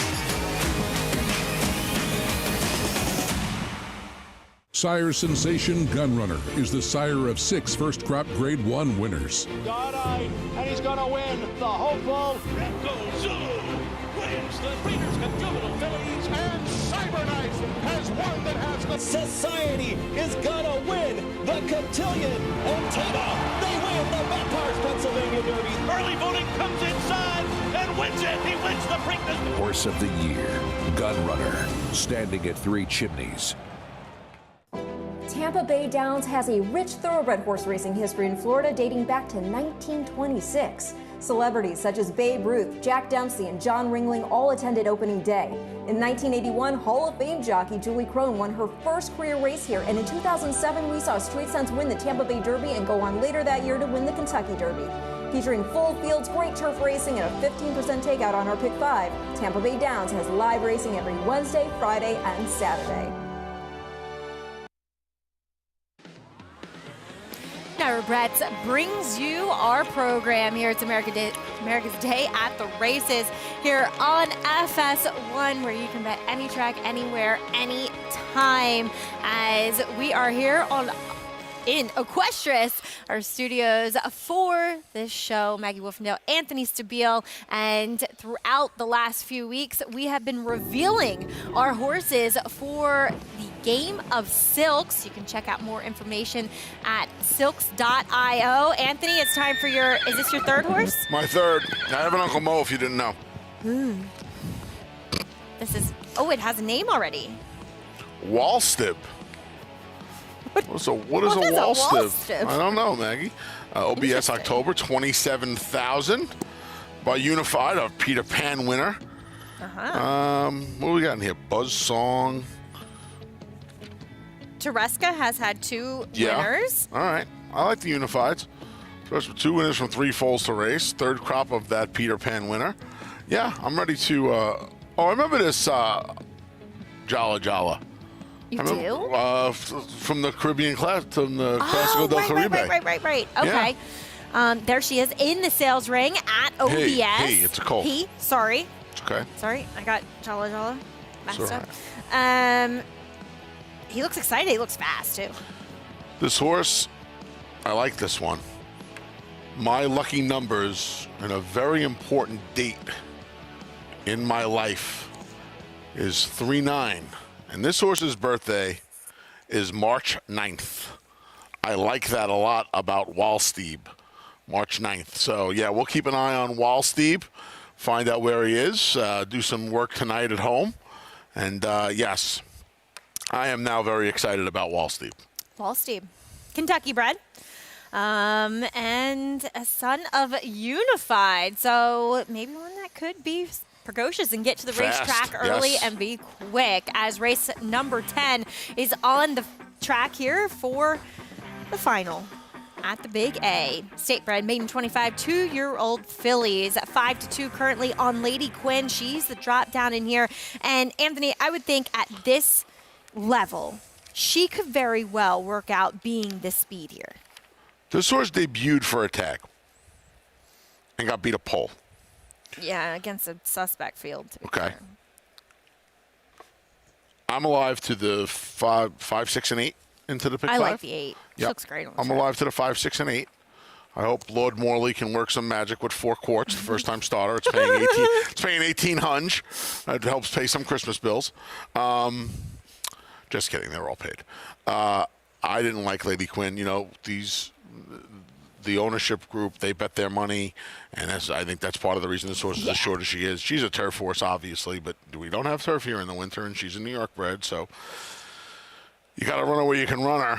First time starter on the outside's taking some money. Your Ukrainian princess. I was hoping, I acknowledge and respect the nod to the Ukraine, but Army Mule out of draft there? Yeah. Could get pretty creative with that combo. Yeah, I would She's think taking so. some money at 6-1. The dam is half to Times Mistress, who won the Miss Preakness, as well as old hard-knocking horse that used to run around here a few years ago, Most Happy Fella. Most Happy Fella, sure. Most Happy Fella at one point was a Billy Badgett, I believe. Yeah. Billy Bad had that horse. I am stunned that Jessica's race is not like 5-2 here. Yeah, she's cold. Right? She's She's as cold as ice. Oh, see, you did it. See, there he is. There he is. Wow. The storied Aqueduct booth, announcer's booth, that is John Imbrial preparing to call his last race officially at an Aqueduct meet. It's my favorite place on earth. I know. You sounded great on in the booth 2 days ago. Thanks. What'd you call it? 3 races, right? Yeah, called 3, including the Johnny I, which was my. was cool. I don't think I hope I have a very long career, but I don't think anything a bigger honor will ever be bestowed upon me than getting to call his race. That was really special for me, and I think it went well. And he it really did, and he surely enjoyed himself. We missed you down in the winner's circle, but we enjoyed some cake and subs. Thankfully, thanks to you as well. Thanks the folks over at Brothers and Oxford Bakery for that. Oxford Bakery. Yes, and I was enlightened. And thanks to Madeline for bringing me up some Johnny I's longtime girlfriend for bringing me up some sandwich and some cake. So I appreciate everything from Madeline as well. You got fed. As they are loading into line, John Imbrial, wishing you a most happy semi-retirement, as I'm sure he's going to go get his tan on after this, heading to Florida with Madeline. They are heading into line. We'll turn it over to Johnny I now to bring you the rest of the load and call race 10 from Aqueduct. For Striking Melody and Ukrainian Princess.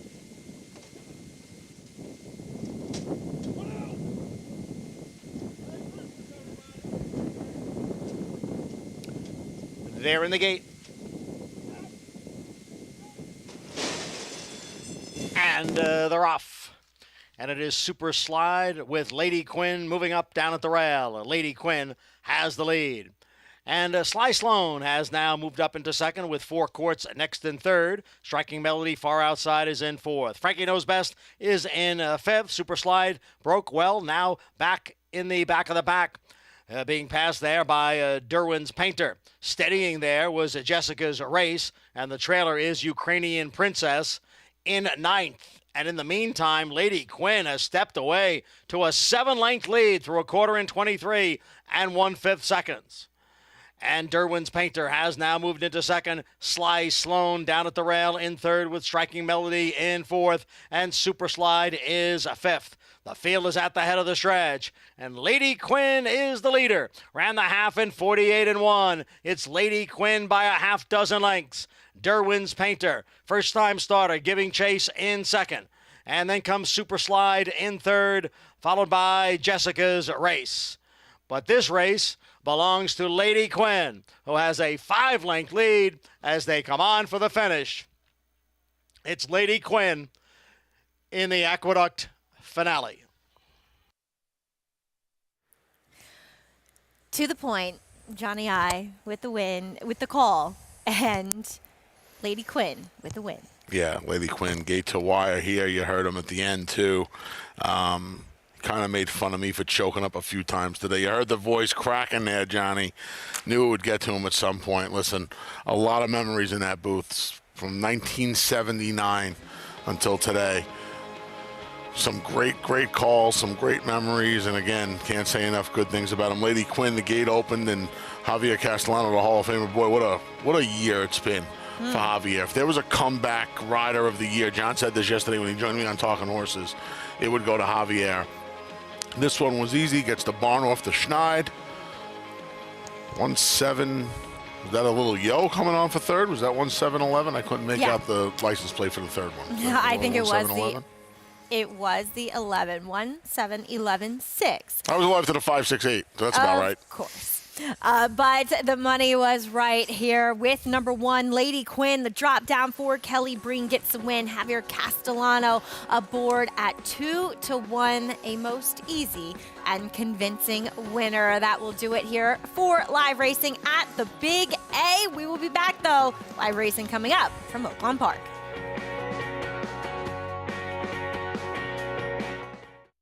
Warfront.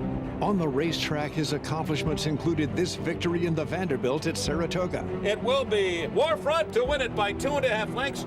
Now this son of Danzig ranks among the world's elite sires. With over 100 stakes winners, Warfront's progeny includes some of the world's most talented runners, both at home and abroad. Ranked number 1 by percentage of lifetime stakes winners, graded stakes winners, and Grade 1 winners. Warfront, standing at Claiborne Farm.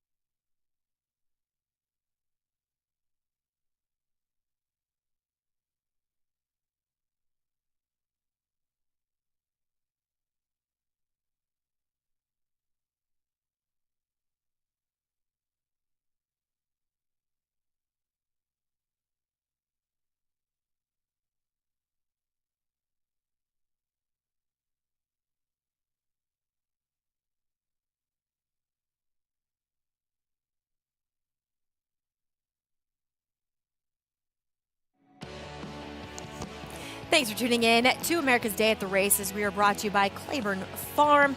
100 years of doing the usual unusually well, as it looks like a beautiful day at Oaklawn Park. They are fast over there. This claiming 30 will go the mile and a 16th, non-2 life. And we see a fairly wide open board as Katath is your current favorite for the white hot Christian Torres and Robertino Diodoro, adding blinkers today as we check in with Paula Duca.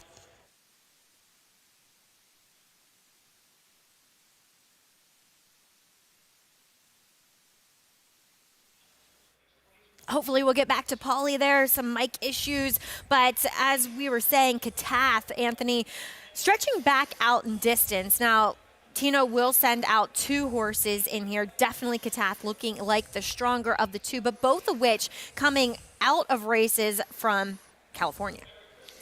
Yep. Pair of blinkers go on Katath as he stretches out. One time around 2 turns was Delmar. Better around sprint distances, I think. I think we got Paulie's mic working now. Paulie, what do you got for us here in race number 7? Hopefully you guys can hear me. Can you guys hear me? Okay, we got me now. Okay, good. Sorry about that. A little just wireless connection there. I was talking about the 9 there, Katath. And, you know, the blinkers go on, and this is a horse that 2 horses, the 7 and the 9, that, you know, Robertino claimed out of California, and they've come here to run. And, you know, when you look at Katath, he's a horse putting the blinkers on. I'm wondering if him or Troubadour, the 7, is going to be more forwardly placed. I kind of like Troubadour a tiny bit better, because when you look back, and there's the Richard Mandela care, you know, this horse had gone the distance of ground. You know, the last start, the horse did break very, very slowly in that race off the claim. And then he sticks him in this spot for 30. I think it's a good spot going around 2 turns. So I do think the 7 is a better proposition than the 9. They're both at 3-1. The other horse that's taking money in here is the 10 horse, and that is Extravagate. You know, Nicky Juarez, like you guys are saying, very, very hot. This horse does have the best numbers. The reason why is he runs his races, like I say, upside down. He comes from way, way out of it. We've seen a couple of horses. Bentley Combs' horse came from way off of it. So if pace happens to be cooking up front, the Son of Arrogate should be rolling late, but you know, it's kind of dead on the board at 7-2. So I'll stick with the 7 here. Troubadour, one of the Diodoro runners. Hopefully I get one of them right. They're both sitting at 3-1 currently, Paulie, as he does come out of a race in which we saw Bellotti come back and post another victory in California with an 84. Now, he was a step slow to get into stride, but I just felt as though he just didn't do much running. Now, maybe he is one that is crying out for more distance, as going back to his first try at a route distance around 2 turns at Santa Anita, it resulted in a victory in his fastest race to date. Yeah, but he went steadily backwards after that race, and then he came off the layoff, and he regressed a little bit off of the claim. Maybe the getting back around the 2 turns will help him, but I don't know, Mag. I not from me. 3-1 favorite? Wow. Well, we see 3 horses at 3-1. I did think that Extravagate looked very good on track, but I agree with Paul. I'm never inclined to necessarily be all in on a horse who needs to come from way out of it, as he does seem to need to. So I don't know. You know, 10 Strike Racing, they've been off to a flying start at Oaklawn Park for this meet, and Centurion looks like he's a bit overmatched here, but his form is peppered with races that could make him a player here. Yeah, they've been bowling him over to start the meet. I love it. Wait, are you Anthony or Richie in here? I mean, he's usually the one with the great puns. This horse is going to need to refine his form. His lone win came at the track, which is, I think, a good sign for a maiden 50, and this is kind of where he would belong after that. You run for the maiden 50, you're cut in half. So I know he's had a half a dozen starts in between, but you know, I mean, the way he won that day, 76 buyer, he almost deserves a couple of chances against a restricted company, and they gave up on that when the summer ended and fall came. He ran okay at Churchill, the Keeneland race, and then 7/8 probably just not enough for him.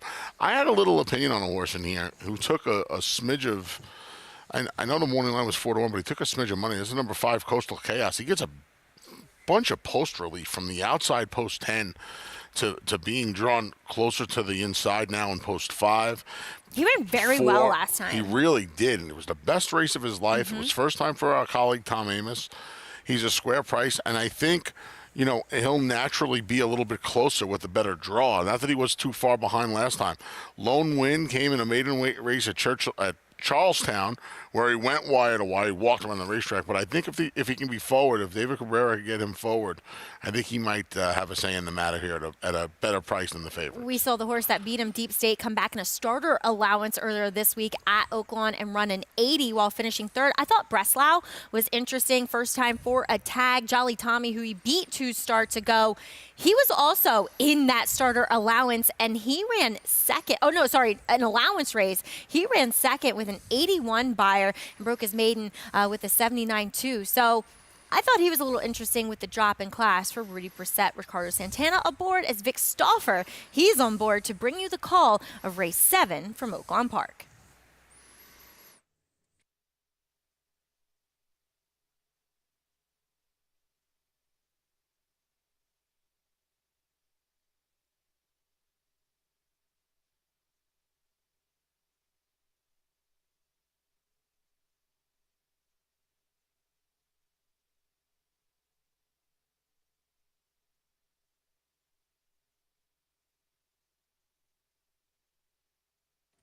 They're off.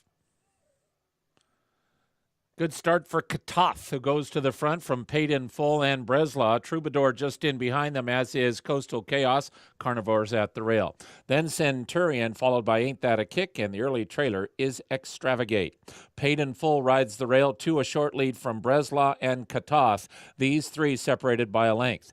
Another length and a quarter back to Carnival, a 3-wide Troubadour, and Coastal Chaos in the Maggie Moss blue and green. Then comes Centurion, about 5 from the front, a length in front of Ain't That a Kick, and the trailer is Extravagate as they turn into the backstretch, and Breslau comes alongside Paid in Full. Paid in Full, half ahead. Now they're absolutely even. Breslau puts his nose in front. Paid in Full is second. Katoth looms large. He's just outside of those 2 and a length from the front. A length and a half further back to Coastal Chaos, Carnivore, and Troubadour to the outside. 2.5 back to Extravagate. He'll be wide all the way around the far turn. Centurion's inside of him. Ain't That a Kick? Many chances around the far turn, and the leader is still Paid in Full, but here comes Katoth in the center. Katoth is trying to make his move for the lead outside of Breslau. 2 lengths further back to Carnivore, who catches the eye, and here's Carnivore coming on to the outside and Extravagate within 5 of the lead. Katoth the one to beat. Katoth at the top of the stretch. A length and a half from Carnivore, who comes after him in second. Now the lead is only a neck, and now the lead is gone. Carnivore has taken over the lead as Katoth tries to battle back. These 2 shoulder to shoulder. Carnivore outside, Katoth inside. Katoth is battling back. Carnivore to the outside. Katoth, Carnivore, Katoth! Katoth beat Carnivore. Extravagate was third and Breslau fourth. Katoth determined as he gets the victory, attending the pace 3 wide, was able to hold off the ever persistent charge from number 2, Carnivore. Ekes out the victory with the blinkers on for Robertino Diodoro. Public had it right. Christian Torres, huh, Maggie? Whew. Holy Moses. This kid is not to be trifled with down at Oaklawn Park. He's just gotten better year after year. Do you remember when he first came here and he rode 2 years ago, I think, for Wesley Ward, and he won like a 2-year-old turf stake here? Yeah. I don't remember the horse. I just remember interviewing him, and he's always been such a sweetheart, and it's been fun to watch him just progress exponentially throughout his career. Stronger and stronger, I'm sorry. Yeah, no, go ahead. As we do see Lady Quinn getting her picture taken for the first time. She delivers as the favorite as well over the first-time starter, Derwin's Painter. Actually, 2 first-time starters. Ukrainian Princess rounds out the trifecta, as it was unlike the last time I was up here hosting. It was pretty formful. Late pick 5, Occult. If you had her, she was your best payout here on this late pick 5 follow along. Did you come up short? I did. I had no ones. 5, 6, 8. It came 1, 7, 11. It's okay. Sometimes you eat the bar, and sometimes the bar eats you. For you Big Lebowski fans out there. It's the best. It's the best. Well, fans of Game of Silks, for more information, this is mine, isn't it? What is this, Christmas morning where you don't got to get go back and excited. forth? All right, I Come got on, a Mags. chestnut. Let's I got go. a yes! Cantheros. Wow, there you go. Chestnut filly. That'd be Didn't good. sell for that much, 47,000, but I'll take it. That's a good name, too. Scoot What do you along. name? Scoot along. I like that All name. right. Okay. And we do see Daring Reality as well. She won the Wanda Stakes here, or I should say at Belmont. She was second in the Go for One, too. So a little bit of stakes action as well. And, yeah, I'm excited because I do like Cantheros a lot.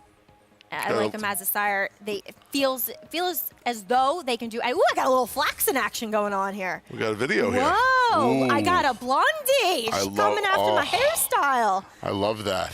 Ooh, she's pretty too. Okay. I love the flash. She's gone to #1 in my stable. In front of my star guitar. I like her. Let me take a look at Sorry, your, I didn't give you. I didn't get my sheet. pet. Yeah, no, I didn't get it. Oh my God, she's very flaxen. Born on St. Patrick's Day. All right. There you go. Lucky. Nice. Yeah, I like the flax. My favorite flaxen. Dave. No, Hap. Yes, loved Hap. Sorry. You know I was a big Hap fan. Yeah. He had a great mean. 47,000 at Keeneland, September. So there you go. All right, you're in good shape. The Canthero started out in Florida, made his way to Kentucky. Maggie's finally smiling when it comes to her Game of Silk stable, which is good. We always like to see Maggie smiling. Come on. So yeah, good. We're gonna wrap it up. You're just happy I'm not gonna stab anybody. Yeah, No, I'm kidding. well, that is the picture that was tweeted out from Agony on Friday. She was like that. Felt like it was psycho. Blowing kisses today. You were blowing me kisses I today. gotta You made make up for it today. Yeah, you All did. right. Anyway, all right, Game of Silks. Check out silks.io for more information and to play. Getting excited about our stables, always fun. No, it's fun. Nice rivalry. That's here. a fun website. If you're a horse racing nerd like I can be, you'll spend an awful lot of time on the website. Yes. R Kataf is blinkers on, gets the win for Robertino Diodoro, who's just having an excellent start to the meet, but maybe not quite even as hot as his jockey Christian Torres. They've teamed up to actually get 2 stakes wins as well. We'll actually recap those stakes coming up. But if you want to keep watching our show, you're going to have to do so over at FS2 as we wrap things up here on FS1. So thanks for those who are joining us, and you can check back in with us over on FS2 as we will bring you the late double coming up from Oaklawn Park. It's America's Day at the Races, continuing over on FS2.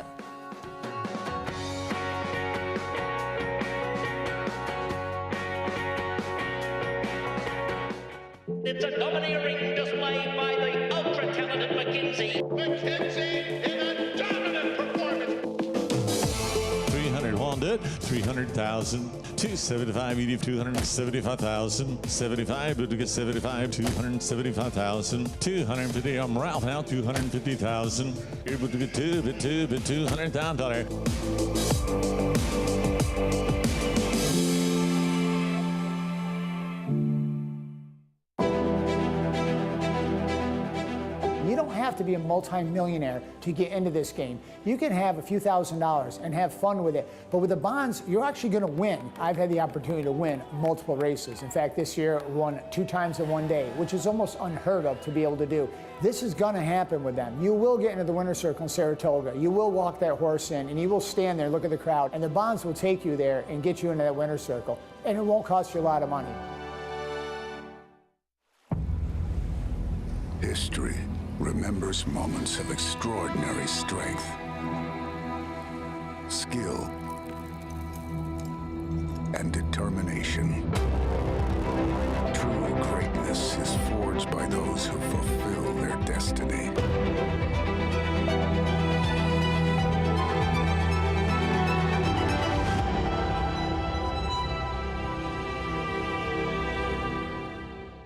Racetrack Television Network brings you every race, from every track, on every screen, every day.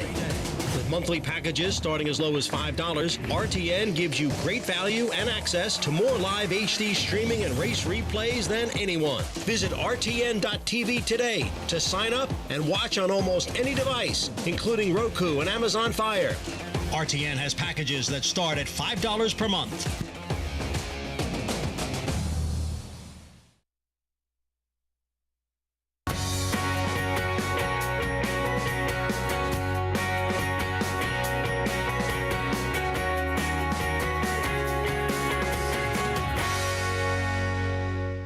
Welcome to America's Day at the Races here on FS2. Want to say thanks to those who have switched over from our programming earlier on FS1. As always, we are brought to you by America's Best Racing. For the love of the race, check out americasbestracing.net today. I'm Maggie Wolfendale alongside NYRA handicapper Anthony Stabile. We also have Paul LaDuca out at Hot Springs, Oaklawn Park, bringing you their late double. And sun has set here in South Ozone Park, Queens, but we are still lighting it up. Yeah, we're still lighting it up. We still got some a late double for you. Hopefully we could send you home happy before the holidays.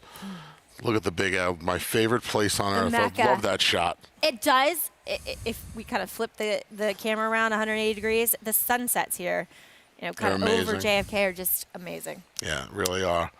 Perfect winter's day here. Great way for Johnny I to call it a semi-career here as a full-time employee. Last day in the booth today as our full-time announcer, a role he's held for the last 3 years, rightfully so, finally getting his chance to take his place in that booth that he spent so many years in, 43 in fact. And this was the kind of day, Johnny I should have wrapped things up with. Mm-hmm. Cold, Aqueduct, sun shining. There were plenty of people out on the apron for the day, and it was just a good day of racing, a lot of fun. It's almost appropriate. There were no stakes races here today. We had them all yesterday. We had four. We'll talk about them later. And just an old winter warrior day here at the Big A, and that's how Johnny I goes out as a full-time announcer. He'll be back, thankfully, May 4th, I believe we go over to Belmont Park a little late with some of the construction going on. So Johnny I will be back May 4th. Can't wait. Yes, he will, and he will be here in the fall when we come back after Saratoga, back here to Aqueduct for another Belmont at the Big A. Chris Griffin will be our full-time announcer here for the Aqueduct meetings. But we do owe you the final two races from this Sunday card at Oaklawn Park. It is a duo of entry-level allowance races, and looking forward to going through those. If you want to play those races, make sure you do so with a NYRA Bets account. In fact, you can play whatever race your little heart desires. Over 300 racetracks worldwide, 24/7. Earn a $200 deposit match bonus when you sign up and deposit. That is $200 when you use promo code MATCH200. Check out NYRABets.com for all the information that you need. Well, as we have been continuing throughout the last 2 weeks here on the show, we are... My turn. Indulging in the game of silks. We are all getting a stable full of horses. You've got to be joking me. What do I have? You have absolutely got to be joking me. Yes! Another Uncle Mo! Ooh, Uncle Mo. This is great! Another Uncle Mo? What? Wow. Dan, what a beautiful day. Marley's Freedom? Marley's Freedom? Oh, January. I give up. January full? I mean, my heart just ripped out of me for getting my Cantheros. I was trying to whistle my old Kentucky home. I got a January Uncle Mofo. I will see you in Louisville on the first Saturday of May, my dear. Brother. Cannot wait. 2024 Derby winner right here. Sensational. Yeah, that's right, Maggie. Let me know how that Star Guitar does for you. Okay, the hating on my Star Guitar's got to stop. Oh, Marley's Freedom. What else we got here? Give you a little Ed Norton here now. A little excited. RNA, they didn't want to part with this one. This is over. I'm home, Jerome. Derby 24, here I come. Love it. All right. What a day. I'll be running y'all down with my law bread. What a day. 2 Uncle Mo's for you, man. Couldn't happen to a nicer guy. For more information, make sure you visit silks.io, as I don't even know what to say. And silks.io, she doesn't even know what to say. I don't even know what to say. I do. I got 2 Uncle Mo's and you don't. Suddenly feel like I'm back in 5th grade on the playground. As race number 8 is coming up, 12 minutes to post. We do see this ale then going the 6 furlongs. Horses getting ready there as New York bred in here as well. But Anchor with the scratch, he might become your favorite for Phil Bauer, coming off of a big 2nd place effort at Churchill. More coming up on America's Day at the Races.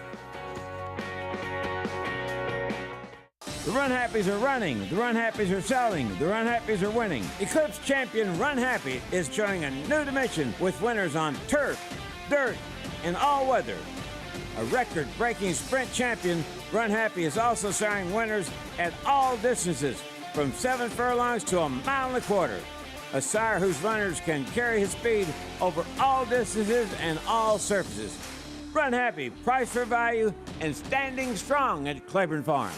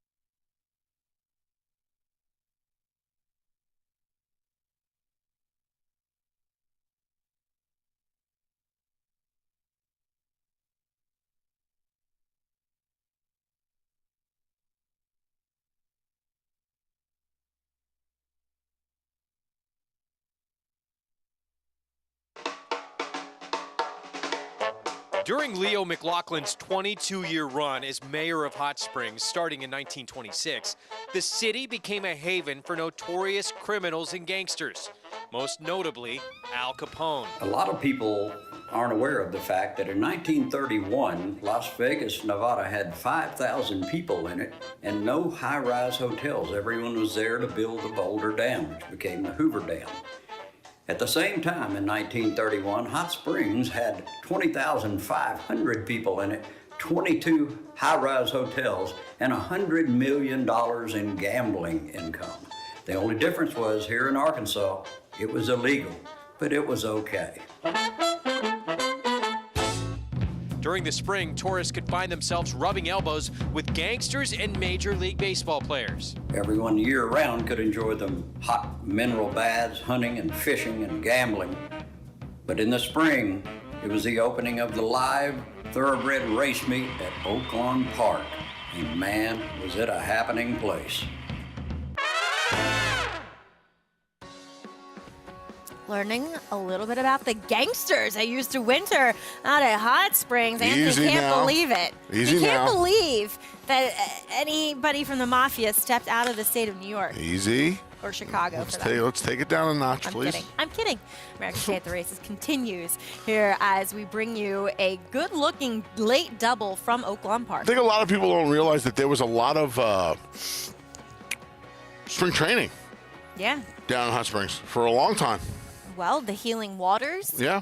and the hot springs, literally. But they quickly learned that it actually does get cold there. Yeah.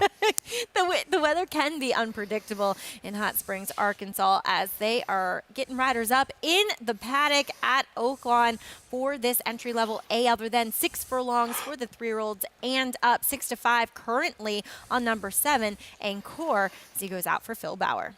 This is a little much, isn't it? Huh?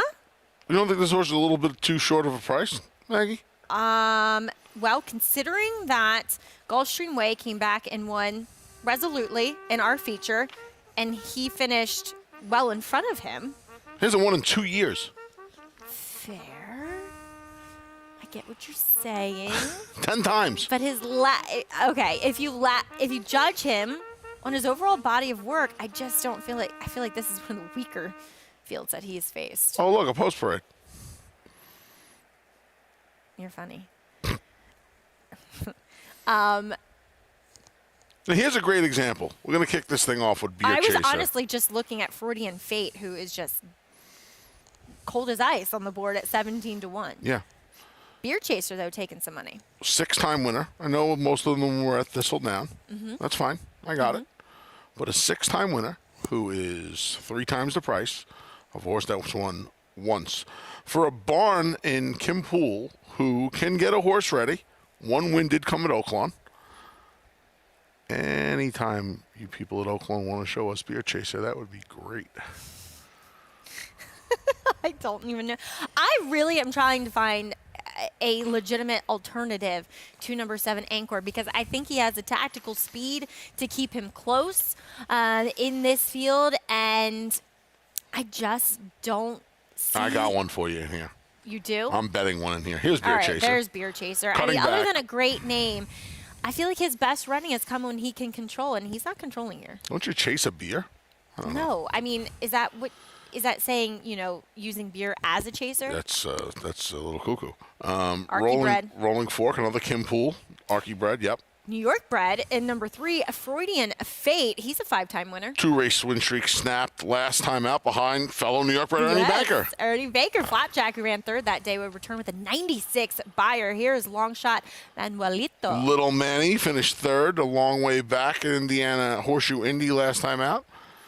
Oaklawn debut. Coming off of a big win for 5 is Chapel Barn. Leaving the Diodoro barn with a 7-pound bug. I'll take a pass.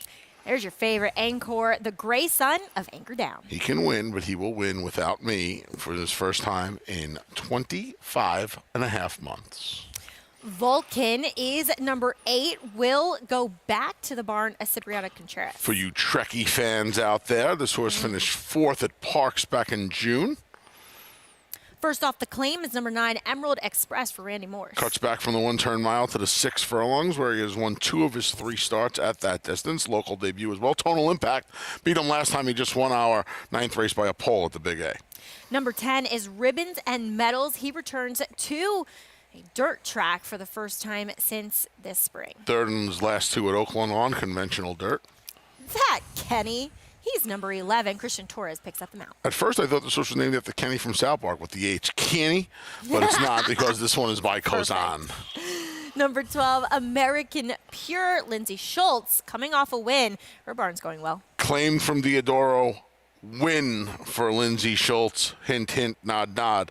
This is where my money's going in here. Yeah, that's probably the best alternative, as number 13 draws in Ash Flat off of avoided claim and win. First off the Chris Hartman claim. Stepping up and protected, though, which is always interesting as we check in with Paul LaDuca. He's standing by trackside at Oaklawn.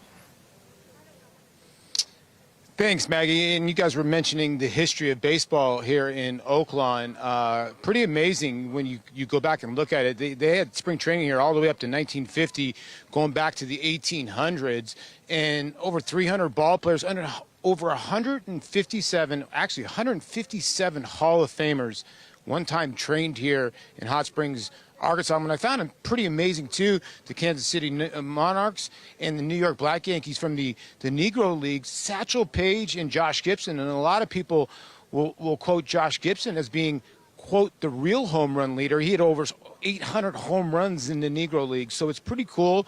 Including on that list is the great Bambino Babe Ruth. So amazing history when it comes to baseball, and the Big A knows what he's talking about. It stopped in 1950, and you're right, because of the weather. Okay, let's get to this race here. I thought the Encore, the 7, was going to be tough in here. You know, the company that this horse has kept, you know, Seal Beach, Strobe. I know Strobe was disappointing. Bo Liam. I just think the horse to probably catch in here at 8-5. Now, the 13 drawn in, I thought was a big draw in Ash Flat.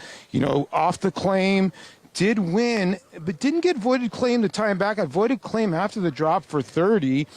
But, you know, this horse is second choice in most of the multiple exotics and stuff like that.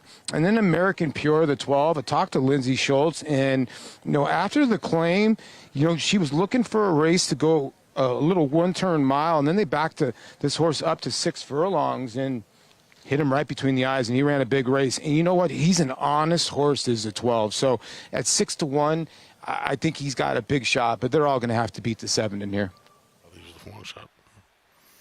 Paulie, thank you. As we are taking a look at number 9, who does very good on the racetrack. That is for Randy Moore's first off the claim in Emerald Express, turning back in distance. As you mentioned, Tonal Impact, who's on that torrid win streak and winning convincingly here at the Big A, took that last race back on November 23rd. Looks good on the racetrack, son of Tappet. As the horse that you're interested in, let's talk a little bit more about American Pure in here, Anthony. First off, the Lindsay Schultz claim gets the win quite easily and emphatically at Churchill in a starter allowance. Yeah, off of Diodoro, off a claim from Diodoro, which is not easy to do. And, you know, quite frankly, she improved this horse. And two, I mean, turning him back again, it feels like he is a better sprinter. I mean, his fastest races, like they tried him sprinting on the synthetic first time out, and then they immediately went to route races. And his last 2 are his best, and they're both at sprints. I think I was here. I think we covered this horse on America's Day at the races. I think you were. Did you leave on Thursday? I don't think you were here. I think I was with Acacia. No, I wasn't here. I was with Acacia. And I remember saying, you know, Brad Cox, Mike Maker, and Robertino Diodoro. Lindsay Schultz improved this horse. This is the 3 barns this horse was in. You want to be forward. I think he can be forward. Mm-hmm. Edwin Gonzalez will keep this horse forward. And if you look at this horse's sprints, a win, a second by a nose, and then all the way back in his debut, last December 30th, this horse debuted on the all-weather over at Turfway Park, and he didn't run that poorly that night either. So I think this horse is a sprinter, gets a little pace in front of him, and see if he can come picking him up late. He's a square price, too, at 6-1. Came down from his 8-1 morning line a little bit. I'll take 6-1. They're betting the horse that draws in off the A's. You know, often we'll see horses that draw in maybe not take as much money as they are supposed to, but I think 4-1 is pretty short on Ash Flat, considering he's coming in out of a voided claim race for 32. Again, we don't know why it was voided, and they opt to protect him and run him in an allowance race for a barn and Chris Hartman, who obviously just is a high percentage across the board. Claim for 50. Gone almost 2 months, drops, wins, voided claim. Now look, we joked about this yesterday with the Stallion Series races and 500,000 reasons. There's 104,000 reasons to keep this horse protected today. I mean, you take a little shot, and you're 4-1, essentially second choice, and the only horse that's taken any kind of money into the favorite. The favorite, the number 7 Angor, was 6-5 at one point. He's drifted all the way up to 9-5, and that is directly from the money Ash Flat has taken on the outside. 2, he projects to be the main speed in here. He is fastest early. He'll just have to do it from the far outside, going this 6 furlongs. I mean, the co-third choices in here are the 8 and 12. We haven't talked that much about number 8 Vulcan, who does return to the barn of Cipriano Contreras, actually claimed away from him, then claimed back at Parks and with Patty Farrow, and then sent out to Oaklawn, and is coming in off of that 6-month break. Are you a Trekkie at all? Not at all. Me either. Could never get into it. And there was a lot of, on here in New York, Channel 11 was always like Cheers and Odd Couple and Honeymooners and all of those. And then there would be a lot of Star I Trek love on how you there. just said cheer. Cheers. Cheers is one of my favorite shows of all time. Oh, really? Love Cheers, yeah. Were you Seinfeld? No, not at all. Are you joking? No. Yeah. I mean, you can knock me over with a feather right now. I thought you were surely a Seinfeld guy. No. Oh, I was I'm Seinfeld. serious, and please don't call me Shirley. You don't know what that's from? No. Wow. Okay. You got it, Acacia. She doesn't watch movies either. I mean, what's going on here? Your recall for lines in movies is unfathomable to me. I cannot remember anything unless it's from Almost Famous. Like, literally, that is the only movie I can recite lines from. Really?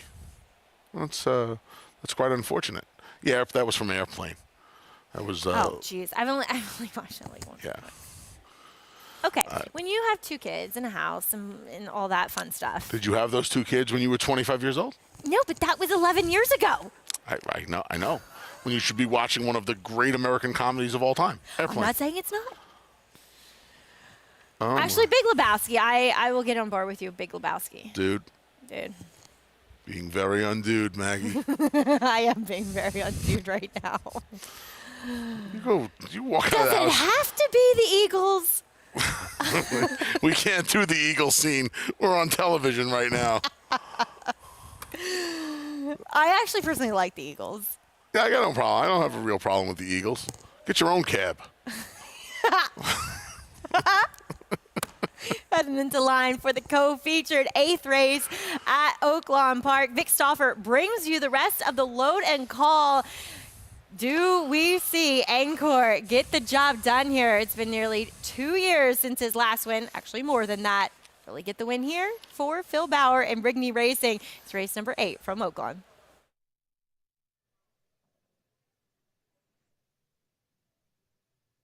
Chapel Barn will be next.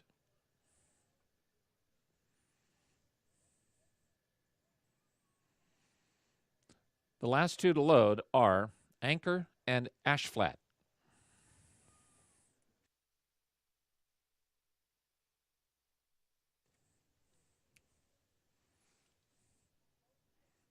They're at the post.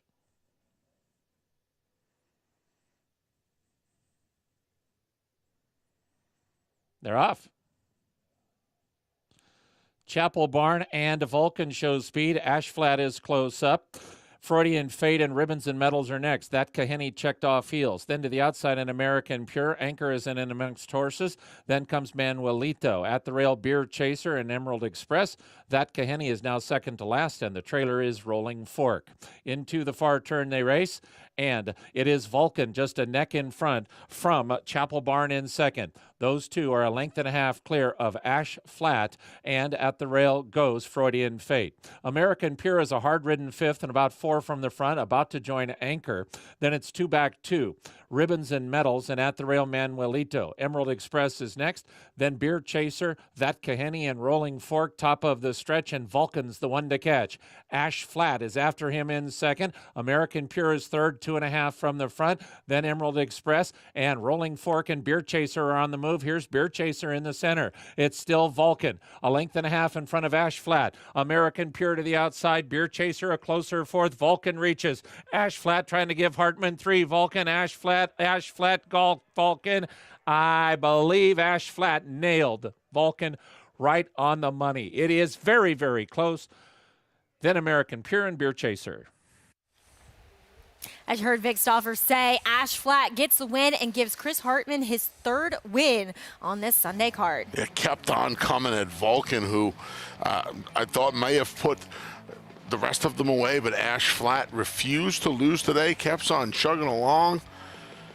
13-8-12. How bad, though, was Angkor in here? He had absolutely nothing. That was a terrible price on a horse that had not won in an awfully long time. I'm not going to sit here and tell you I think he was going to run as poorly. I think he might have beaten one home, Maggie. Yeah. But that was just a bad price. And you want to know what? When horses like him, who inherit the favoritism, start to drift up the way he did. Actually. He was last. Yeah. The way he drifted up late And the horse that took all the money into him got the money. Yep. That's a bad sign more often than not, and it proved to hold form here. As we like to say, the smart money is Yep. the late money. And that was true with number 13, Ash Flat. David Cabrera gets a win for Chris Hartman on the raise to the entry-level allowance. Coming up after the break, we will take a look back at yesterday's stakes performances. Pretty Birdie, she got back on track, as well as Bal Harbour, who's in great form for Robertina Diodoro. That and a whole lot more coming up here on FS2.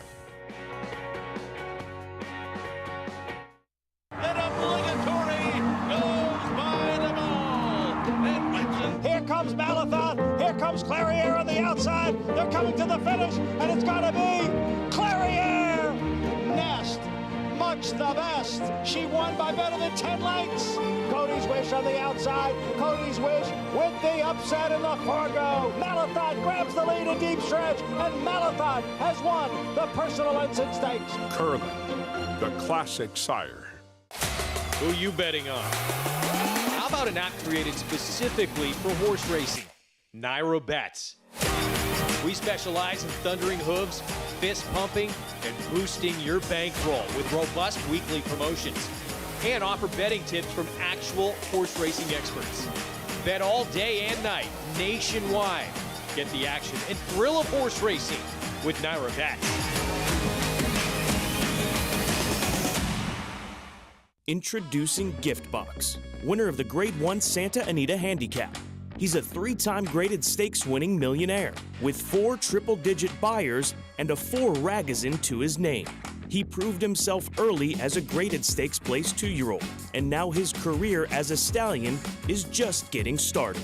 From the first crop of the leading sire Twirling Candy out of a multiple graded stakes producing mare. Giftbox, only at Lane's End. It's America's original sport, and no one covers it better than America'sBestRacing.net. From the sport to the lifestyle, the best races, horses, and destination venues, cocktails, gambling, fashion, and more. America'sBestRacing.net is a sport for you. Live it, love it, bet it.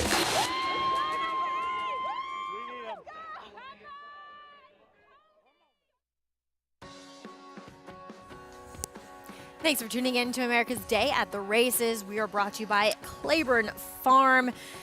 Outstanding such horses new to the roster as Catholic Boy as race number 8 in the books over at Oaklawn. Second choice on the board, drawing in off the AEs was Ash Flat, attending the pace and able to wear down the front runner number 8 in here, Vulcan, who settled for second. Yeah, Vulcan had a deal early with Chapel Barn and the 7-pound apprentice Eric Medellin.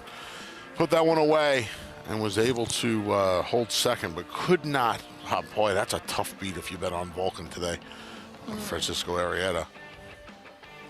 Yeah. It's a nice call by try. you, American Pure. Yeah, with the favorite out of the try, you're always going to get a decent payout, that's for sure. So Ash Flat returning $840 for the win. We have one more live race coming up from Oaklawn Park. It's an entry-level allowance for the fillies as they will go the 2-turn mile and a 16th, but it's time for another Game of Silks reveal. Here, I'll hand you my last horse, Anthony. This one. Whoa! Oh, somebody's going to be a happy camper now, folks. Nice. American Pharoah filly. That she is the dam. Second dam, I should say, is Just Jenda, who's a multiple graded stakes winner in here. So yeah, that's pretty awesome. Yeah, the dam herself. As well in there. 4 for 8. Yeah. Just Cindy. They paid $750 for this filly at the Keeneland September sale. You okay now?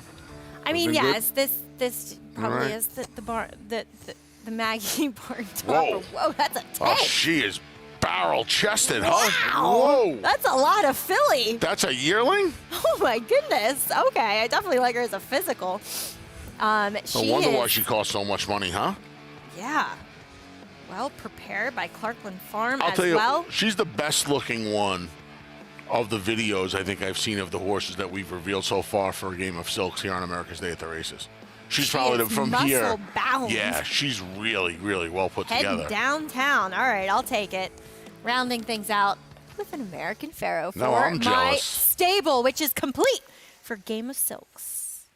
What was that? What was that? Is that a dance? It was just a nice way to end things. Your game is that your GOS dance? Let's see that dance again, Maggie. What's a GOS? Game of Silks. What's that? You want to see it in Silks. slow? Here's the slow motion. Here it is in slow motion. Anyway, we do have one more reveal. It's Anthony's last horse, as well as we are going to take a look back at yesterday in the Poinsettia. Setia, not a wreath. It's not a wreath. No. It's a very Christmas flower. It's beautiful. Holiday flower, I should say. Pretty birdie. Last time we saw her, she had blown that glue-on shoe coming into the paddock at Belmont. Then she lost the other shoe during the running of the race, and she was back to her business, donning those iconic Whitney Stable silks. And here is why it pays to listen to and watch America's Day at the Races. Paul talked to trainer Norm Cassie before the race, talked about how she bled that day as well. She got her Lasix back yesterday. She was able to clear yesterday in a race where I thought she was the third speed. She cleared, she crossed, she got the job done. And this is the results you get when you give a horse the proper time off. Yep. She had enough time, nearly 6 months off to let her lungs heal, and this is how she's repaid her connections. And she is a brilliantly fast filly and a very talented one to boot. As she's a multiple stakes winner and greatest stakes winner at 2 and 3 now. She's been difficult to beat when she's able to clear, and she was able to do just that yesterday. That was an impressive performance of almost 6 months, just being able to get in front of a couple of real fast fillies and keep on going. Well, we'll also take a look at the Tinsel Stakes, and wow, this potent duo teamed up yet again, and Robertino Diodoro and Christian Torres. Paul, Bal Harbour, second off the claim. He delivered. Yeah, he really did, Maggie. I got to talk to Robertino after the race, and, I asked him, why'd you dip in for this horse? He said, listen, I love horses with back class, and sometimes they can just reach back, and maybe if they go into a new barn and get some new surroundings, they can reach back and get it. And he mentioned something to me that Richard Migliore mentioned on the show yesterday. Lone Rock was in his barn, sort of now out of his barn, and he thought when he claimed Bal Harbour, okay, let's go a little bit longer. Let's try the marathon race and see what happens. And then we cut back a distance yesterday, and sharp on the front end, and Robertino had told me he had been training so great going into the race, and what a claim that you get an old class horse, and Robertino seems like he gets the best out of these type of horses, and it's going to be interesting where you find him. Now, Last Samurai, who came back to run second, I thought ran good. Barber Road was a little flat, and you know what, he probably needed that race. He looked big, and he just seems like he's grown a little bit in Barber Road. Like, he's massive, and I just think he needed that race, but don't take anything away from Bal Harbour. And Robertino Diodoro, like you guys are saying, is just on fire. But I think Bal Harbour ran a giant race yesterday. Yeah, they have been, and what a duo that he has been with Christian Torres. That's their second stakes win in only 5 days of racing at Oaklawn so far at this meet. Yeah, both of them having tremendous starts to the meet and teaming up together. That's always that's a deadly combination. When you get a rider that's doing well and a barn that gets off to a hot meet, their rivals kind of start to run for cover. Now it's early in the meet, so things can change, but certainly, and that's a new combination as far as I am to understand. Yeah, I think it is too. As Run Classic, he looked to be one of the favorites in there. It just feels as though he doesn't want this that far. No, cut him back. He's a nice one-turn horse, and he'll be useful in the in races up to a one-turn mile. Well, we had a lot of stakes action on the card yesterday here at the Big A for the New York breds and New York sired horses. We will take a look back. That's Le Bon Temps.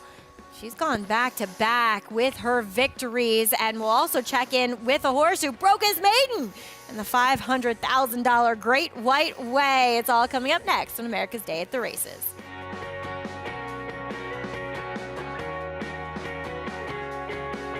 Grade 1 winner on both dirt and turf, War of Will became a classic winner with this victory in the Preakness Stakes. He added turf credentials to his resume with a determined victory in the Grade 1 Maker's Mark Mile. Now his first weanlings are commanding attention in the sales ring. Right here, 280,000. 191,000. 165,000. $160,000. Thank you. A dual surface classic winning son of Warfront, War of Will, standing at Claiborne Farm.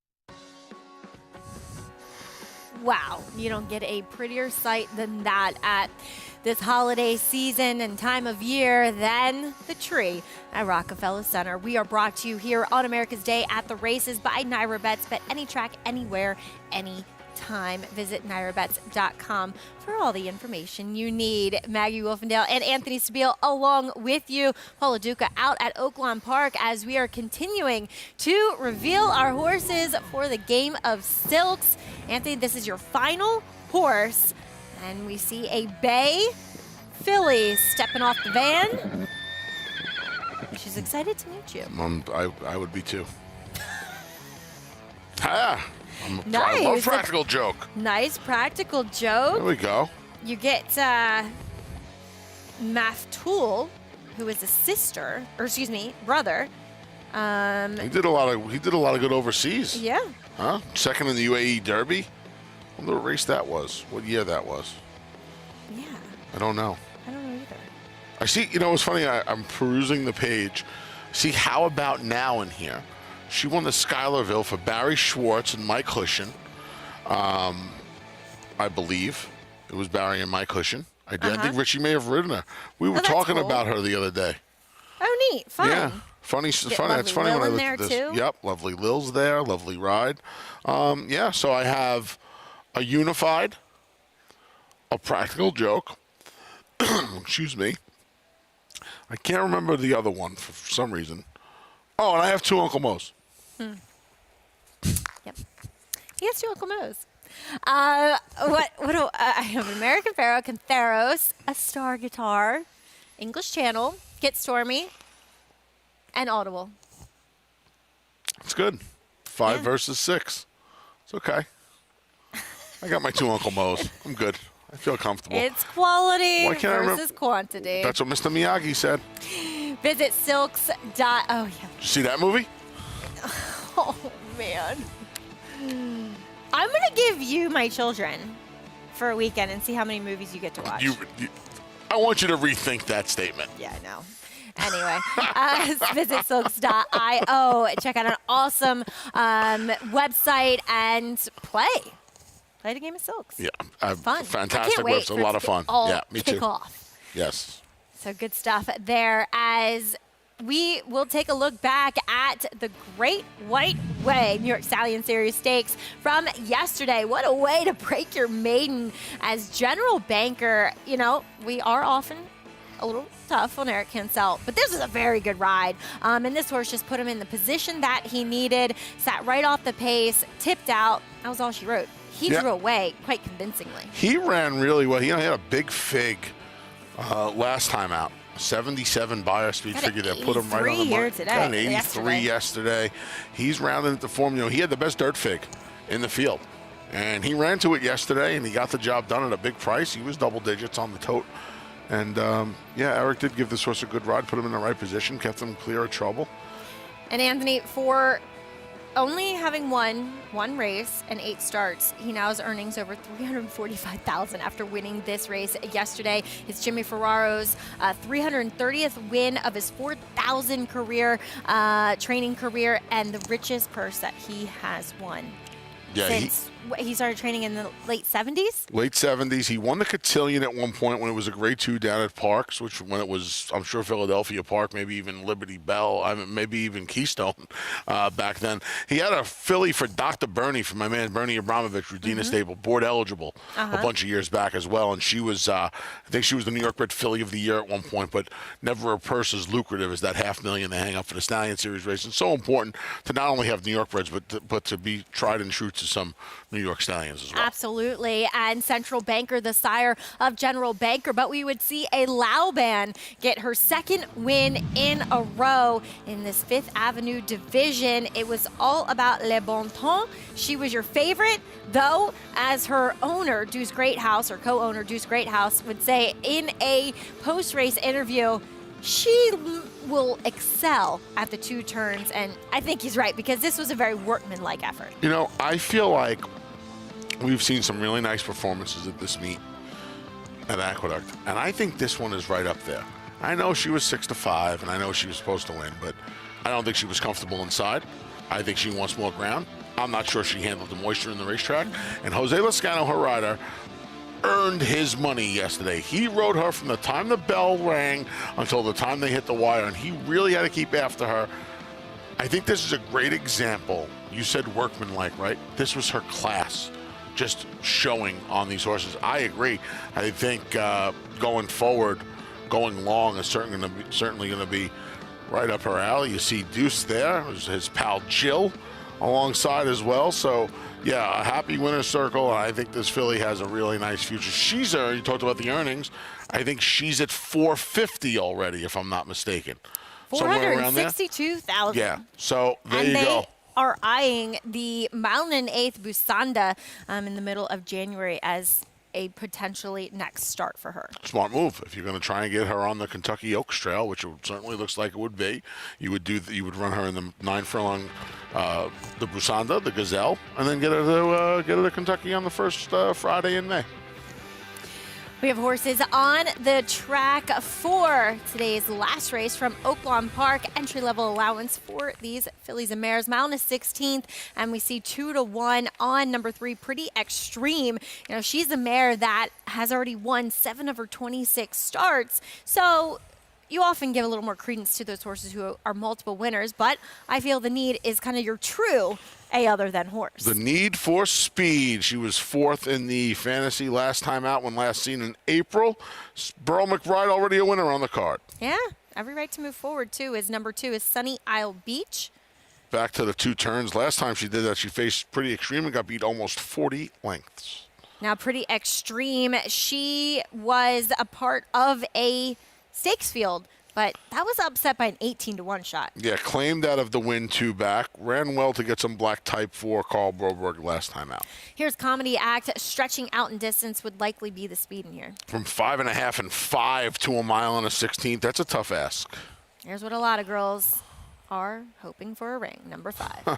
Not all of them. Not all of them. Got beat a neck and a head, 2 and 3 back. Got the job done by a long way last time at Prairie Meadows. I mean, not for marriage. I just like jewelry. Oh, okay. Number Glad we 6 is straightened that out. Waterworks.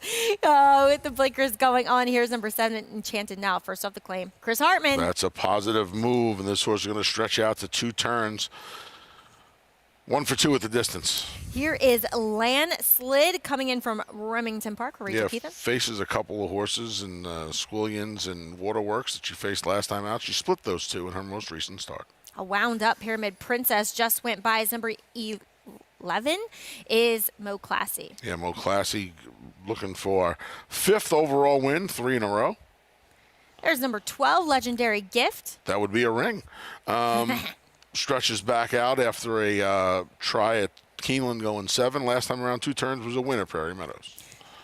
Did I miss the 10 go by? I don't remember seeing a 10. No. Sorry. We're in the same boat here. Yeah, that would be Let's Do It. Duet.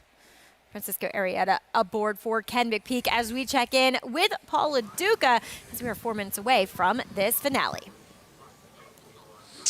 Yeah, it is the finale here, Maggie, in race number 9. They're going a mile and a 16th for some fillies here. And, the 3 inside fillies are the ones that are taking all the action in here. Pretty extreme for Christian Torres. You guys are talking. He's been red hot. He also went up to Remington Park and won a couple stakes races last night on Springboard Mile night. So he's just been on fire, riding for everybody. And, they do got a history. They go back, Christian had ridden for Carl. He rides for him at Remington Park. He'll ride for him sometimes at Delta Downs whenever there's a stakes race. And Christian's starting to assert himself that he can really flat out horseback. And the 3 is the horse to beat in here. My worry about this horse, the races have been good over the mud. Now, the wins was an off-the-turf race in Indiana in a field of 5.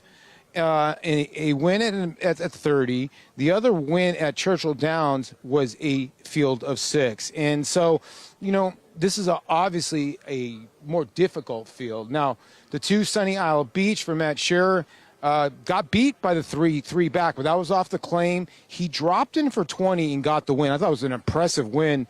And then next time out, did not run bad on the jump up to a big jump up. And swung 7 wide. You guys were watching with me on Churchill Downs. Swinging 7 wide was not the place to be. So Sunny Isle Beach player in here. The 10, the horse that nobody got to see in the post parade or was hiding from everybody. Let's Duet for Kenny McPeak. I thought this horse figured on numbers. If the pace does heat up in here, I do think Comedy Act, the 4, will go straight to the front end coming out of the sprint races. But there is some other speed. I do think the 10 can come from off the pace. I'm going to go on a limb here. The one I feel the need looks so composed in the post parade. Bro McBride already had a horse run off the screen. This horse has had gait issues, but to claim this horse for $50,000 and then stick him in the fantasy, and she did not get dismissed, embarrassed at all at that day. So I know she's going to come from way, way out of it, but I'm going to take my shot just the way she looked on the racetrack, the 1, because I just got a couple question marks about the 3 in here, Maggie. Fair enough. And I like what Paul had to say about the 1. I feel the need. I mean, she's kind of the wild card in here, isn't she, Anthony? In that she really did run that badly in the fantasy, which was wired by Yaguri that day. Begin, she has not disgraced herself in her 2 starts here at Naira for Ned Allard recently. Even Bubble Rock's a nice filly. Yeah. So, Paulie? One more thing to add? Well, I just wanted to wish the A-Train, Anthony, and yourself, Maggie, a happy holiday and a Merry Christmas from here, from Hot Springs, Arkansas. And Christmas candy is peppermints, Maggie. And one of my favorite horses at Santa Anita I used to feed peppermints to was Gormley. That's going to be your best horse. Well, Paul, I'm glad that you had some positive things about Mike Gormley. Just speaking from experience, we did not have a very good Gormley in the barn, but maybe this one can turn my things around. Yep. Okay, it's all about you. But Paulie, Merry Christmas, Happy Holidays to you as well. Yes, Paul. And we're Magony, by the way, not A-Train. Right, for the record, A-Train is Acacia, and him and I are Magony. Yes. Which was just a fluke. Yeah, we haven't. That nickname came about. We haven't figured out. A slip of my tongue. I need nicknames, I guess, with all of my hosts, my co-hosts. Yeah. Haven't figured it out yet. I mean, me and Lafitte would obviously be the dream team, I would imagine. Because Dreamy. we are dreamy, yes. Johnny, I wanted to call me and Greg Wolf and the Wolfman because my beard was getting gnarly at one point. Wolf and the Wolfman. I mean, I think Greg and I could be the Wolf team, right? You guys do Wolf Pack? The Wolf Pack. There you go. Yes, like Alan from The Hangover. I'm a one-man Wolf Pack. I've also was a that movie I can recite from. I also was a stay-at-home son for 7 years, so that works as well. What are you'll be abroad for Christmas, correct? I will be abroad. Yes. Okay. Very good. Yeah. Enjoy. Thank you. Hopefully, I come back with a tan. Yeah, That's like that Kenny Chesney song. I'll be in Howard Beach. I won't be getting a tan. My blood pressure might go high, and I might get a little red from that. But I don't think I'll be getting a tan. Circling behind the gate for the finale at Oaklawn Park. You have a favorite Christmas carol? Holiday song? Well,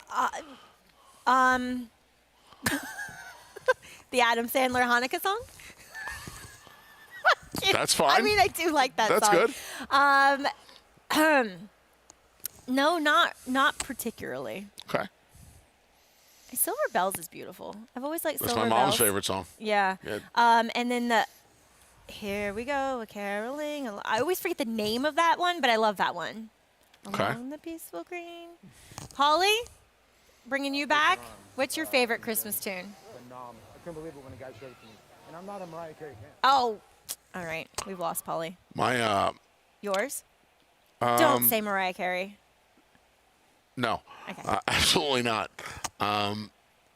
Paulie's back. All right. Who's Paulie? Paulie, what's your favorite Christmas song? It's Mariah Carey. It's very, very simple. Of course it is. Come on, man. You know the words to the song. You know you do. You're embarrassed to know it, but you know that you want to see Mariah in her Santa outfit singing that song. Listen, I have no problem with the song, number one. Number two, I'm a bigger fan of the Justin Bieber remix version with Mariah Carey. I am a believer. I've talked about this. I will never say never. Mistletoe's the best new Christmas song in the last 10 years. It's not even close. Gene Autry. Gene Autry's great. Oh, yeah.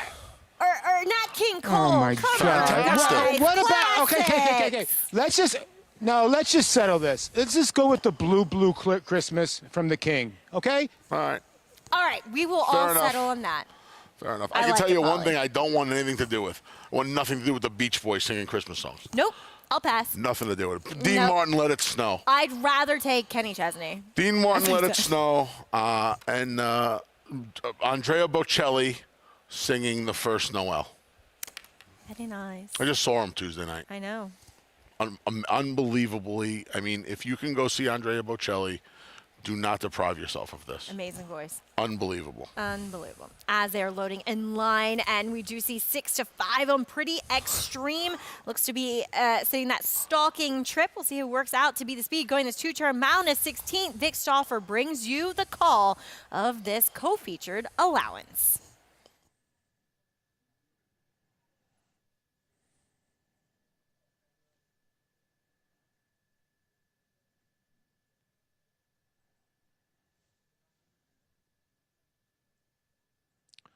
Two more now, Mo Classy and Legendary Gift.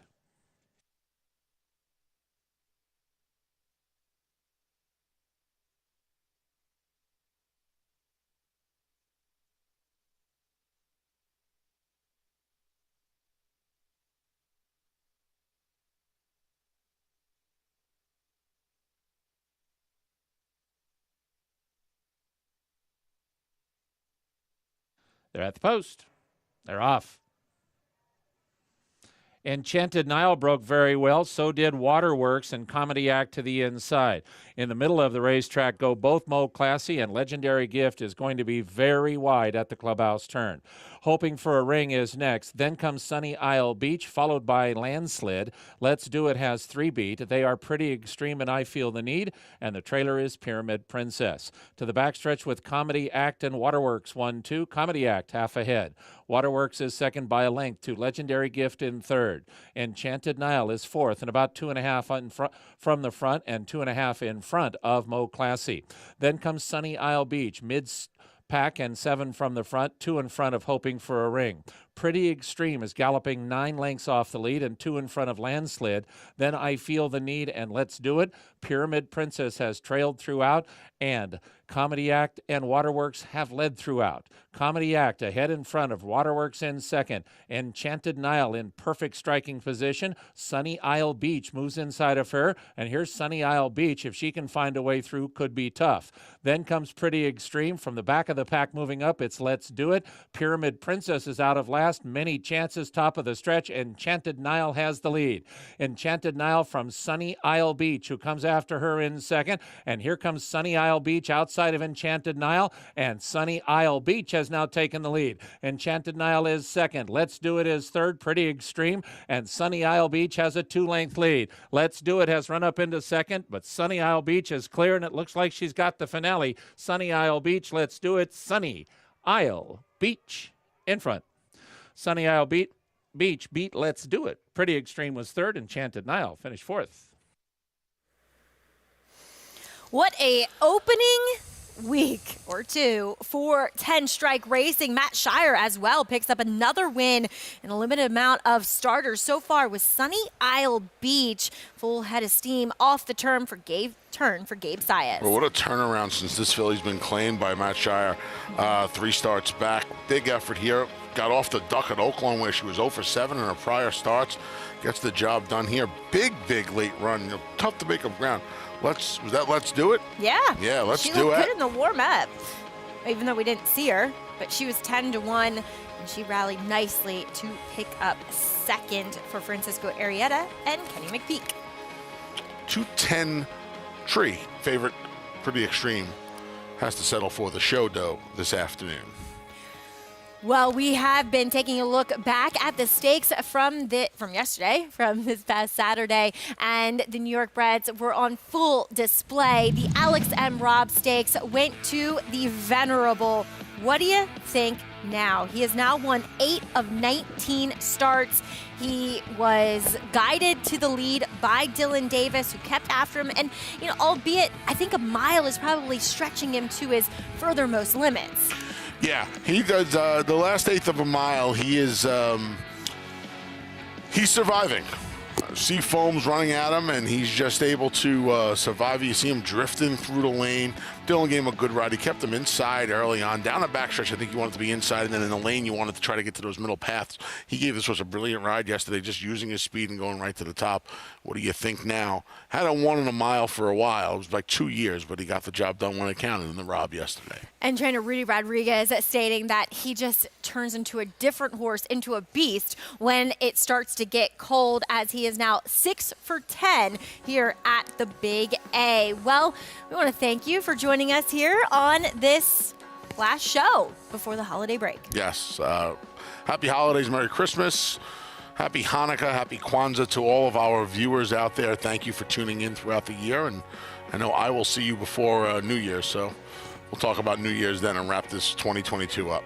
Well, we want to thank you for joining us. For Anthony Stabile, Paul LaDuca, Richard Migliore, I'm Maggie Wolfendale. The next show will be December 30th. Gulfstream Way gets a win to cap off a 3-win afternoon for Kendrick Carmouche.